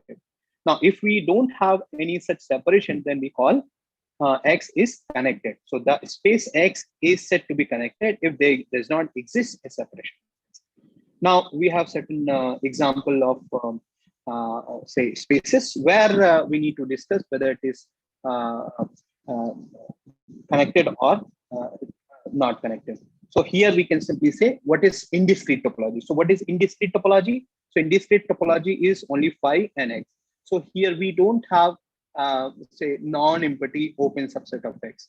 Okay. So here we cannot find out any such disjoint open non-empty subset. So here we can simply say that in discrete topology, we are not able to find out any separation. So this is a connected space. Now, lower limit topology, whether it is connected or not, here it is lower limit topology. So you can always consider minus infinity to A and this A to infinity. Now, this minus infinity to A is open. Close interval A to infinity is also open because it is lower limit topology. So we are able to find out a separation here. So this is disconnect. Now, cofinite topology. So cofinite topology on R. So if R can be written as U union V, where U and V are disjoint, non-empty, U intersection V is phi, then we have already seen that in this case, your R has to be countable. R has to be finite, but it is not, because U complement union V complement has to be R. But this is finite, so this has to be. So we can simply say that cofinite topology separation is not possible. So here we can say that it is connected as well. And in the same way, you can say that co-countable topology is also connected. Okay. Now, there's another refined argument for being a connected space. Here we simply say a space is disconnected if they exist a proper non-empty subset of X which is both open and closed. So if we have a proper non-empty subset of X which is both open and closed, we say that we have a disconnected set. In fact, discrete topology, right? In discrete topology, if X is equal to A, comma B, comma C, and if we define a discrete topology on this, then it is a disconnected because every single time A is a proper non-empty, both open and closed, right? So there is another version of defining disconnected. And for the subspace connectedness have this property. For subspace, you can write Y equal to this A union B, where A and B both are disjoint, open, and in a way says that none of this contain the limit point of others. It means that A closure intersection B is 5 and A intersection B closure is 5. Then we say that Y is disconnected. In fact, you can prove that Y equal to -1, 0 union 0, 1 is a disconnected. Why it is disconnected? Because both are open in Y. In fact, this is open because I can write say -3/2, 0 intersection Y. So in subspace topology, this is nothing but -1, 0. So it is open in subspace topology. So this is open. Similarly, you can prove that this is also open. So both are open in Y and their union is Y. And -1, 0 closure intersection 0, 1 is 5. Similarly, close 0, 1 intersection -1, 0 is also 5. So it means that this will give you a separation of 5. Now, in the same way, we can define path connected. Path connected means where X is said to be path connected if any 2 points X and Y can be connected by a path. Now, what is path here? Path is basically like X and Y are path connected means they exist a to B continuous function from A to B to X, such that f of A is equal to X and f of B is equal to X. So it means that you can define Y. So there is a path between X to Y. So if it is possible for every 2 points of X, then we say that X is path connected, right? And there is a relation between, in Rn, there is a nice relation between path connected and connected. That open connected subset of Rn is path connected. Okay. So here there are certain properties of connected set. One property is that union of connected set having 1 point is common is connected. I'm not going to prove it, but I think this is a small nice proof of this. That so if we have AIs, right, and if they have 1 point in common, the union is also connected. Similarly, A is contained in B, B is contained in A closure. So if A is connected, this says that B is also connected. B means you join some of the limit point and still it remain connected. Or I can say that connected set, if A is connected, then closure of A is also connected. Right. Now, another property which is known as, which tells that connected property, connectedness is a topological property, which just says that image of connected space under a continuous map is connected. This very nice property, which is most of the time is used in solving the problem of connected spaces. Now, R omega is countable product of R with itself. So R omega is connected in product topology, but not connected in box topology. In product topology, only like we have seen union of alpha. So it means only finitely many are proper open sets, rest are entire entire spaces. And box topology means where all U alpha are open in R, right?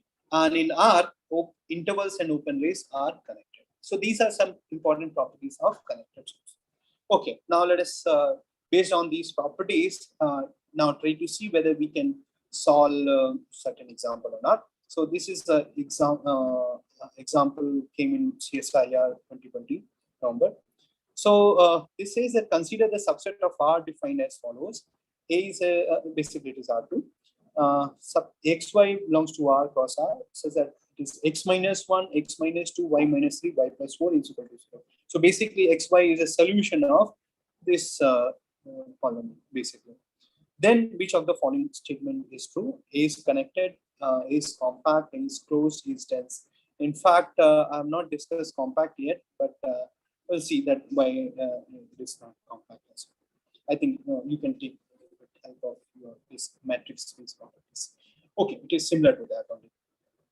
Okay, so how to check? Because so far we have said connected means there is a separation of this. So here, let us first identify this space A here. So here we have seen that what is the solution space here? Basically, it is a solution space, right? So solution will be what? X equal to 1 will be a solution, x equal to 2 will be solution, y equal to 3, and y equal to minus 4. So it means that if x equal to 1, y may be anything. I don't care. So it means that solution space is 1 cross R. Similarly, in this case too, we have solution space 2 cross R, and in 3, it is R cross 3, singleton 3. Right? And in case of y equal to minus 4, it is R cross minus 4. So basically, A is basically a union of these four spaces. Right? So if you take any member from this, then it is A. Right? So now look at here. This is your A which we have found here. Now let us draw this. So this is your R2 plane, right? Now 1 cross R will be what? 1 here, and 1 cross R will be this plane parallel to your y-axis. So this x y-axis. Okay. So this is 1 cross R, and this 2 cross R is this. Okay. Now 3 cross R. 3 cross R is somewhere here. So it is 3 here. Here it is 1. It is 2 here. It is 3 here. And R cross minus 4. So R cross minus 4. So now basically what is A here? It is the points lying on these lines. So this line, and this line, and this line. Okay, now we want to show whether it is connected or not. Now here we use the property of connected space. I think here the property, the union of connected set having 1 point connected. So let us say here, I'm saying that call it branches, like let us say P1, P2, Q1, Q1, and Q2. Now my claim is that P1 is connected because it is continuous image of this line y-axis. So P1 is connected, P2 is connected, and same way Q1 and Q2 are connected. Right. So all these are connected space. Now P1 union Q1, yeah, is connected. Why it is connected? Because it has 1 point in common, that is this. Right. So what is this point? It is 1 cross 3. So they have 1 point in common. So P1 union Q1 is connected. So if P1 union Q1 is connected, now let us look at your P2 also. So let us say P2. Now, so this is this union, this is connected. Now look at P2. Now they have 1 more point in common, that is 2 cross 3. So it means that this union this, and they have 1 point common, that is 2 cross 3. So it is also connected. So P1 union Q1 union P2 is connected. Now look at Q2 here. Now look at Q2 here. Now claim is, since it is already connected, look at your Q2. Now I'm saying that they are all connected. This is connected. This is connected. Now they have 1 point in common. That is this. It is known as 2 cross minus 1. So this is connected. This is connected. They have 1 point common. That is 2 cross minus 4. So it means that by that theorem only, you can say that all these union are connected. So it means that this set A is connected here. So this is connected. Right. Now we have to look at whether it is compact or not. Now we can simply say that since P1 is what? P1 is image of like continuous image of homomorphic to this y-axis, and y-axis is not compact. So P1 is not compact. In a way, say you can say all these are non-compact. P1, P2, Q1, Q2 are not compact. So this A is not compact. Now A is closed. This we want to see. So A is closed. How we can check? A is closed. We can check by saying that A complement is open.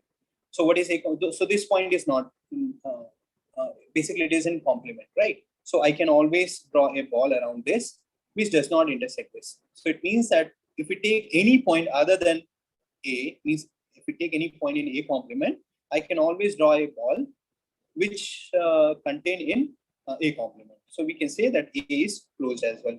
What about A is dense? A is dense. Dense means if A closure is entire R2. But you can see that here this point is not, here if we draw a ball around this, then it is not intersecting your A. So it means that A closure is not the entire R2. So it means that it is not dense. So the correct option is your A and C here. So correct answer is A, A and C. So here this looks like a different question, but here when you just try to find out A, then you can check all these problems very easily. And here this geometry is also very helpful. Okay, now moving to another example. And here again, this example is based on this statement. And here, while looking at the statement, you need to remember certain properties of connected sets and closed sets. So let A be a non-empty subset of a topological space X. Then which of the following statement are true? So if A is connected, then its closure A bar is not necessarily connected. I think this we have just seen as a theorem that if A is connected, then closure is connected. So this is just a theorem. So this is not a correct thing. Now, if A is path connected, then its closure A bar is path connected. So this is basically there is a famous example which is known as topologist sine curve. So what is this topologist sine curve? In fact, you have this -1 and 1, and you have a topology sine curve, and it is so here it is very densely. So basically it is x equal to basically x cross sine of 1 by x. Here x is lying between 0 and 1. So basically it is a continuous image of open 0, close 1. So basically this is the graph here, and we can see that this is connected, and its closure is given by, you add this line also, and we can show, I think here it is, I cannot show right now, but we can see that the closure of x is not path connected, though it is connected, but it is not path connected. So it is a very famous example you need to remember. It is known as topologist sine curve. So if A is path connected, then its closure may not be connected. Its closure may not be connected. So this cannot be true. So if A is connected, then its interior A0 is not necessarily connected. Now look at the figure here. So this is a circle here, and there is a circle here. So here they are touching at this origin point, right? Now since it is having one point in common, this ball is connected. A2 is also connected. Then because it is open and connected, so it is path connected as well. So A1 is connected, A2 is connected, and they have one point in common, so it is connected. But what is interior? Interior is inside this, and they are not connected because they have no point in common. So it means that this A0 is not necessarily connected is correct. Right? Now, again, the same example, A1 and A2, since it is open connected region of R2. So by last result that in case of open connected subset of Rn, open connected is same as path connected in a case of R. So it means that this example which we have shown here is also example of path connected. So A1 union A2, which I am calling as A, is also path connected, right? But interior, I cannot draw any path between this point, a point here X, and a point here Y, because earlier we can draw a path by X to this common point and then X to that common point to Y. But now, since interior, this point is not available here, so it means that its interior is not connected, not necessarily connected. So this is also, so here I think what we have done, I think this is correct. Earlier this one is also no, this is not correct. So here we have answered only one answer, that is C here. Okay, so only C answer is correct. So this is not correct. Okay. Okay. So now let us look at this example. I think here X and Y be a matrix space, and let F from X to Y be a continuous map for any subset of X. Which one of the following statement is true? If S is open, then F of S is open. How we can prove here? So if S is open and Fs is open, then it means what? It means that F is an open map, but continuous map may not be an open map, right? So what we can see, though it is also obvious, but can you produce a counter example? In fact, I can take a constant function. So constant function means it will map our entire X to a single point Y naught here. So it is a Fs is not open. If I take Y as since Y is a matrix space, so it is T2, so Y naught is closed here. So this is not correct. If S is, then F of S is connected. Now S is connected as a continuous map, then certainly by the property which you have discussed, that continuous image of connected set is connected. So this is correct. Okay. And if S is closed, then F of S is closed. Again, it means that F is a closed map. Continuous map may not be a closed map. So you can see certain example. You can take, say, X goes to 1 upon X square plus 1, F from R to R. You can take matrix, usual matrix space. You can see that your 0, 1 is the, you can take any close here, but ultimately R you can say. Then R is mapping to open 0, close 1. So F of S is not closed. So this is also not correct. If S is bounded, then F of S is bounded here. That also we can see how we can do it here. Okay, so this take, I think, simple example. You can take S is 0, 1, right? And you take map from 0, 1 to R, and you can define X to 1 by X. This is a continuous map, but around 0 it is not getting unknown. So this also. So this is the only function. Okay. So now into next important, that is component here. So for component we define an equivalence relation. How we define equivalence relation is that we have X related to Y if they exist a connected subspace of X which contain both X and Y. So it means that X is related to Y if they exist A, X, Y such that this X, Y belongs to X. Then we say that X and Y are related to each other. So we can show that this relation is basically an equivalence relation, and we already know that equivalence relation divide the entire space into equivalence classes. Right now, we can call these equivalence classes as components, and we can see certain properties of these components. These components are connected disjoint subspace of X. Right, because this you can prove says that each non-empty connected subspace of X intersects only one of them. Right now, we already know that if components are connected, then its closure is also connected.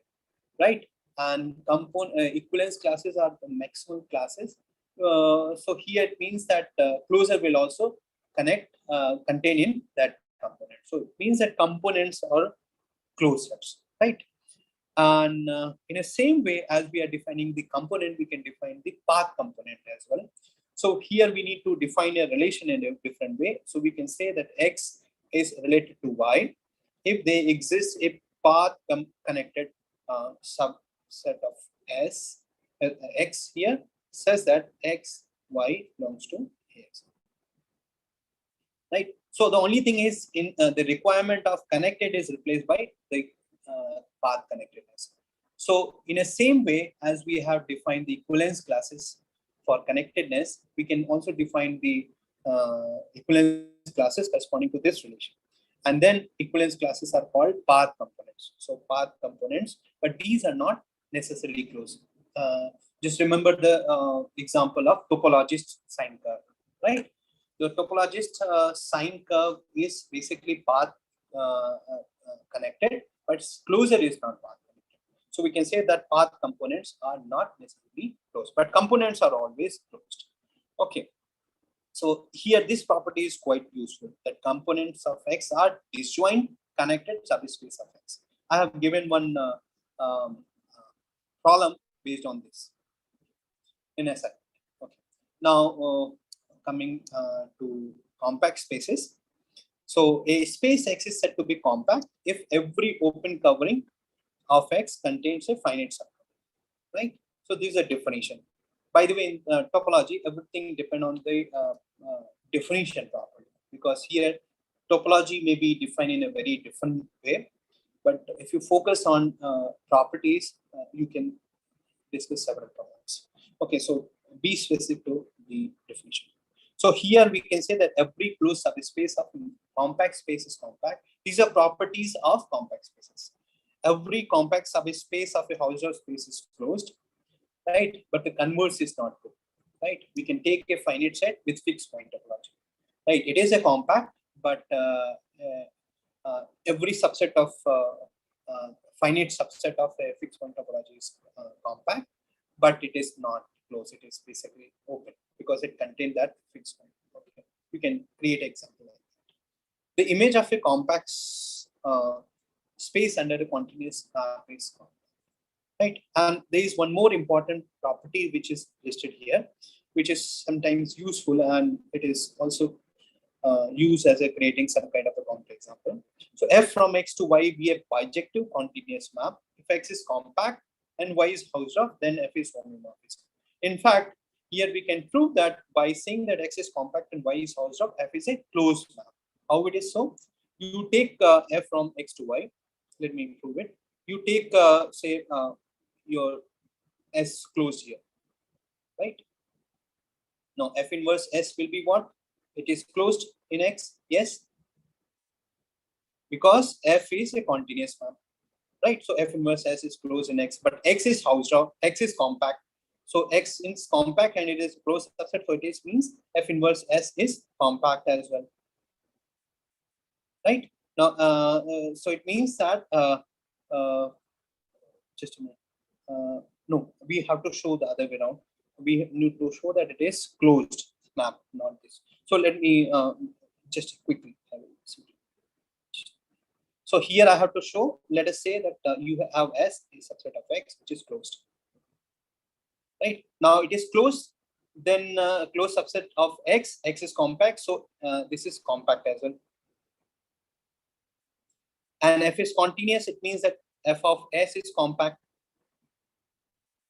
Right?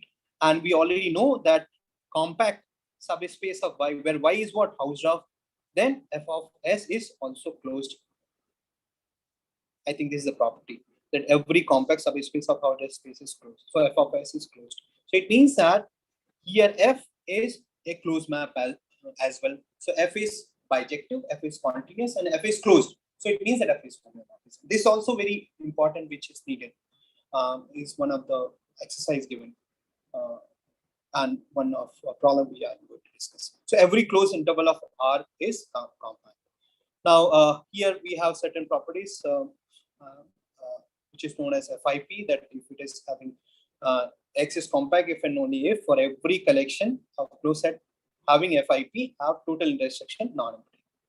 Okay, now look at the quotient itself.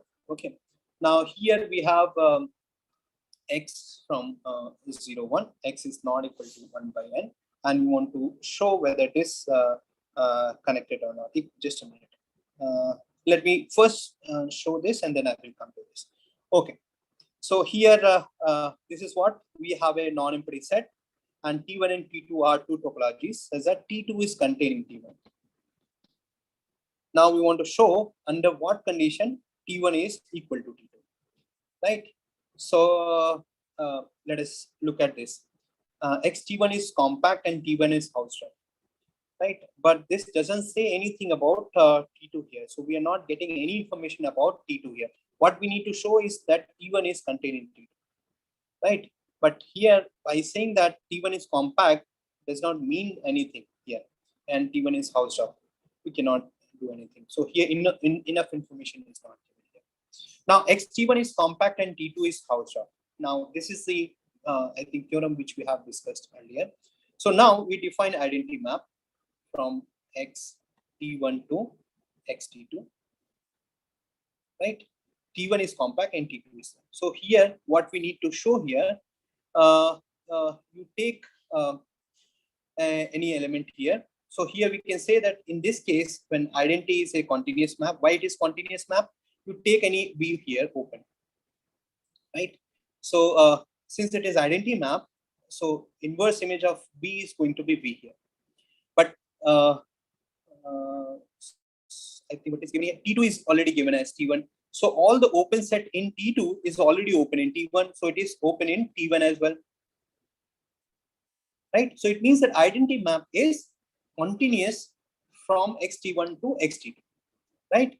Now it is a continuous map, and since I'm taking a bijective map, identity map, and underlying space is same X, so it is a bijective map as well.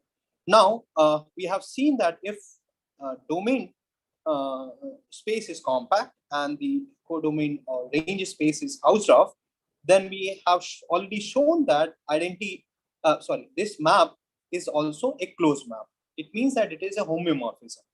So if it is a homeomorphism, it means that open sets correspond, right? So whatever open set we are getting here, the open sets we are getting in T2 as well. So it means that all whatever open set T1 I'm here, we are putting it here also. So it means that I of B is basically going to open in T2 as well, right? So we can say that T1 is contained in T2 is also established, right? So it means that if xt1 is compact and T2 is Hausdorff, then T1 is equivalent to T2, right? Okay.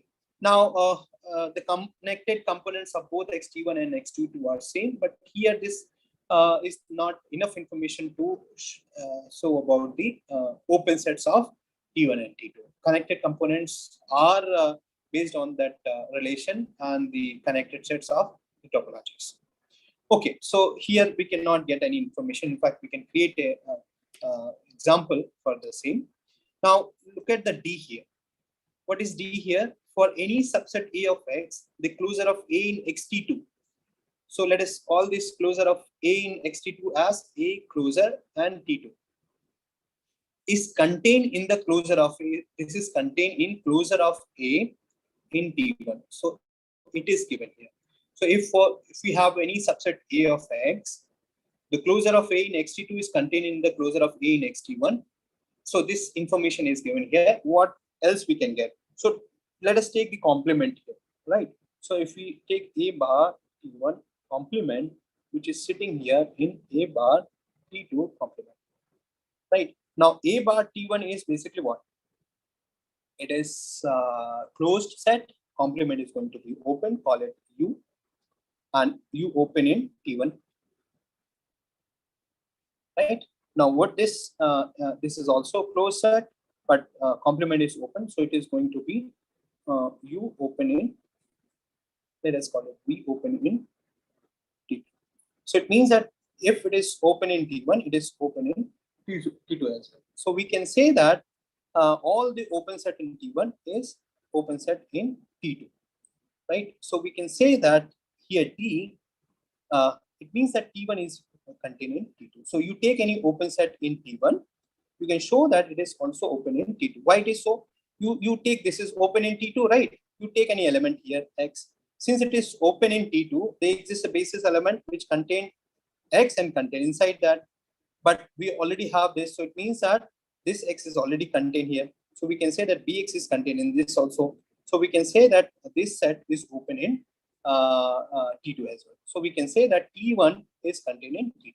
And hence we can say that this B and D will give you the correct statement, which shows that T1 is equal to T2. Okay. Now there is one more example. Let X be an infinite set. Consider the topology T on X whose non-empty open sets are complements of finite sets. So complements of finite sets. Okay. So here open sets are what? U is open if U is basically complement of finite set. Finite sets complement. So okay. So I can say that it is similar to or same as saying that it is a cofinite topology. In cofinite topology, what are closed sets? Closed sets are nothing but the finite sets. So what are open sets? The complement of finite sets. So here it is a cofinite topology. Now we want to check whether this cofinite topology is connected or compact or whatever it is. So first we need to show whether it is disconnected or not. So if X is already infinite, so if X is U union V. If X is disconnected, then I need to find out a separation U union V such that U intersection V is phi. But we have seen that U intersection V is phi means U complement union V complement is whole of X. But this is a finite set, this is a finite set. So union is going to be a finite set, but X is infinite set. So I cannot find out a separation. So it means that X has to be connected. So this is not correct. X is compact. We need to see whether it is compact or not. So to show that it is compact, I need to find out a covering of this. So let us say that X is covered by union of, let us say, A alpha, right? Now we want to show, can I find out a finite alpha? So it means that can X equal to union of A alpha I equal to say 1 to n, right? So look at A alpha. Since A alpha is open in what? It open in this cofinite topology. So if A alpha is open in cofinite topology, means A alpha complement is basically a finite set only, right? So it means that in A alpha complement there is only finite set. In fact, all other members are already covered by this A alpha complement, right? So it means that if this finite set is left, then this finite set can be covered by finally many A alpha i's, right? So it means that entire X can be covered by this A alpha and finally many other A alpha i's. So we can say that every open covering of X, there is a finite subcovering of this X. So X is compact here. Okay, now we say no sequence in X converges in X. This we have already seen that we have Xn and we want to check whether it is converging to X or not. We already seen that if X belongs to Bx, now Bx is open means Bx complement is finite, right? So here, if we have a non-constant sequence, right, then it is basically countably many element in that non-constant sequence. But Bx complement is a finite only. So it means that after finally many, all these sequence element belongs to this Bx. So it means that here every sequence converges. So this is not correct.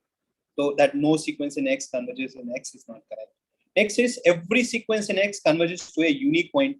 This also we have seen that it is not correct in cofinite topology. In fact, you can see that this Xn converges to every element of the topology here. So uniqueness is not also correct. So only correct is that X is compact here. So cofinite topology on infinite set is compact.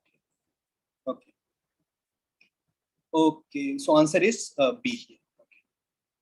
Okay. Next is this. Let X be a topological space and U be a proper dense open subset of X. So I think dense you already know that U bar is equal to X. Open you already know. Pick the correct statement from the following. If X is connected, then U is connected. If X is compact, then U is compact as well. Now we already know that if X is connected, I have to create a counter example. So if X is connected, so X you can take as R, and U I can take as n plus 1. I think I have created an example like here. So we can see that these are open, union n plus 1, these are open, right? And it is dense. In fact, if you find the closure, you will get your R. It is open because it is union of open sets, but this U is not connected, right?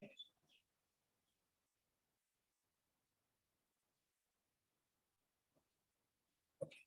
So so here we can create an example like this.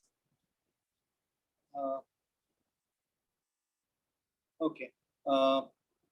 Just a minute. Okay. If X is compact, then U is compact. Let me look at the here. That if X is compact and U is open proper dense set, then U is compact, because we can take this example: X is compact, U is proper tensor subset of this, but U is not compact. Right. Third one is, if X minus U is compact, then X is compact. This is also not correct. If we take X as close 0, open 1, and U is this, then X minus U is basically simple 0, right? Is compact, but X is not compact because it is close 0, open 1, right? And D is basically what? It says that if X is compact, then X minus U is compact. Why it is so? Because U is open. If X is compact, so X is covered by union of alpha, right? Then you can, since U is also open, so you can add U also here. Then X minus U is covered by, this X is compact, so X is covered by union of I equal to 1 to n, union U. Then X minus U is covered by I equal to 1 to n AI. So it means that this is correct option, D is correct. Rest are all, we can create a counter example here. So I think there are many more example. I think, should I continue or should I stop here? It's time, so I think maybe we can better take some questions. Okay, okay. So let us take a question here. I think you have typed something, right? Yeah. Should I read it or okay? Let me read it one by one. Yeah, it will be better if you read them once so that students know which one you are referring. So first question is, what is the difference between product topology and box topology? So on finite dimension spaces, there is no difference, but in like countable product, this is basically a different. And in fact, product topology is quite useful, and the difference can be understood in a better way in the basis. In product topology, you have X alpha. For each alpha, we have a space X alpha is a topological space. Then we can product like this: alpha belongs to I is indexed. So this is a space, call it X here. Now in product topology, in box topology, you can define basis element as product of U alpha, and here each U alpha is open in X alpha. So it is the basis element of box topology. But in product topology, your structure will look like the same by product of U alpha. The only thing is that only finally many U alpha is a proper, rest the entire X alpha. So it means that it look like this: X1 cross X2 and so on. And similarly, you have some finally many points, you have U1 cross U2 cross this thing. Entire spaces, rest are all entire spaces. So this is the difference between basis element, and because of this difference only, many of the properties of spaces is true in product topology rather than this box topology. For example, if you look at, I think next question is given, I think somewhere, that connectedness, right? That can you please give us the hint for which why R omega with box topology is not connected, right? So here we can say that R omega is connected in product topology, but R omega is not connected with box topology because we can find out a say separation of that. Why it is so? Let us say that R omega, then I need to find out A union B, right? So I can find out A is basically collection of all bounded sequences. Like it is like A is equal to collection of all bounded sequences, collection of all bounded sequences or U element bounded sequences, and B is collection of all unbounded sequences, right? And we can show that this A is open as well as B is open.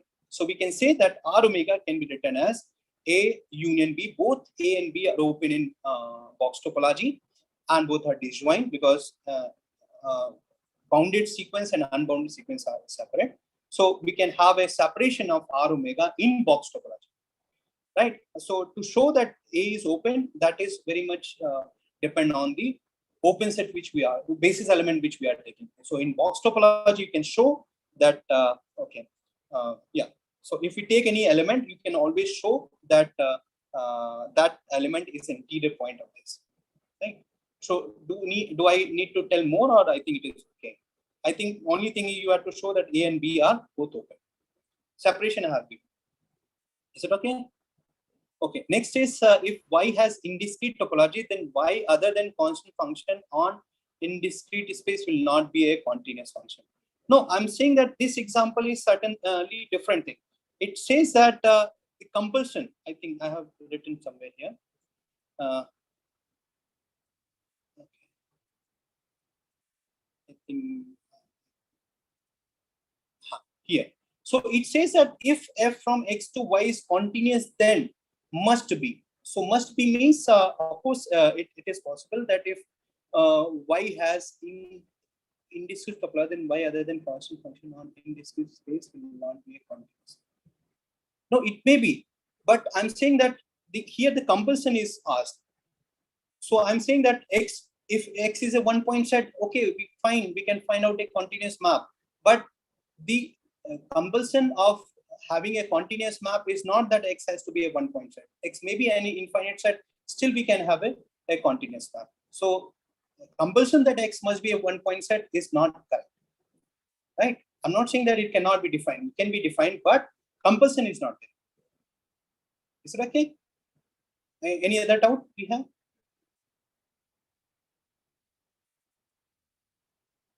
So there is small time lag that we have, because of which it takes time for students to answer. If I mean, hearing takes a little more time. Okay. But I guess it is answered. Yeah, I've received from a spark back now that he's satisfied with your answer. And Dvijendra, can you please log out of iPad and unmute yourself, because most of this time students could not see your video, as I could see from. So I have to mute, huh? Yeah, just log out of iPad and. Okay.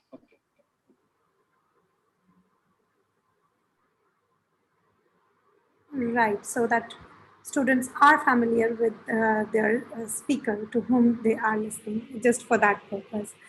And with that, thank you so much for your sessions on topology. It was indeed nice to get started from the very beginning and touching upon so many concepts. And I could see you picked up a range of questions from GATE exams also, and referring to those, and you just created a nice storyline for picking up these questions. So it was good to listen from you, and I'm very sure that students benefited out of it. So you can go over the video time and again, and those who have not watched also will probably watch your video and get back to you. So we have answered almost every question which was there in live chat. If there are more questions in comment box, I'm sure Dvijendra will be happy to help you, right? So with that, we close today's session. And Dvijendra, just in case you can say bye so that your video comes in front. Yeah. Only the few words I want to say, because time was less. So I was not able to cover the many important topic which can be considered as an important topic for the GATE examination as well as CSIR examination. So I have just picked a few topics, but I can say only few things that to attempt a problem in topology, I think it is always better to rely on the definition. So if you are stuck in some problem, you just go back to the definition of that underlying concept, and then again try, you will get the thing. It is not very difficult thing. Only a disadvantage is like little bit geometry is not helping, but if you rely on the properties, you will certainly get the answer. Okay, that's all from my side. Thanks for that, Dvijendra. Basics are always very important. That's what we all say. And you will also realize with time. So, okay, it's time to say bye for tomorrow. Don't forget, our sessions are in the evening tomorrow. We'll join you at 4:30 in the evening, and we will have lectures by Professor Hemdatta from Guwahati University, and those will be real analysis. And that will follow the concluding part, where you will have lecture by me on awareness and motivation, the possibilities in research in mathematics. And also we will be happy to hear from you. We will have a feedback session. We'd also like to have a photograph with you. So just be ready to join us on Zoom. The link will be shared there and then. Bye for now.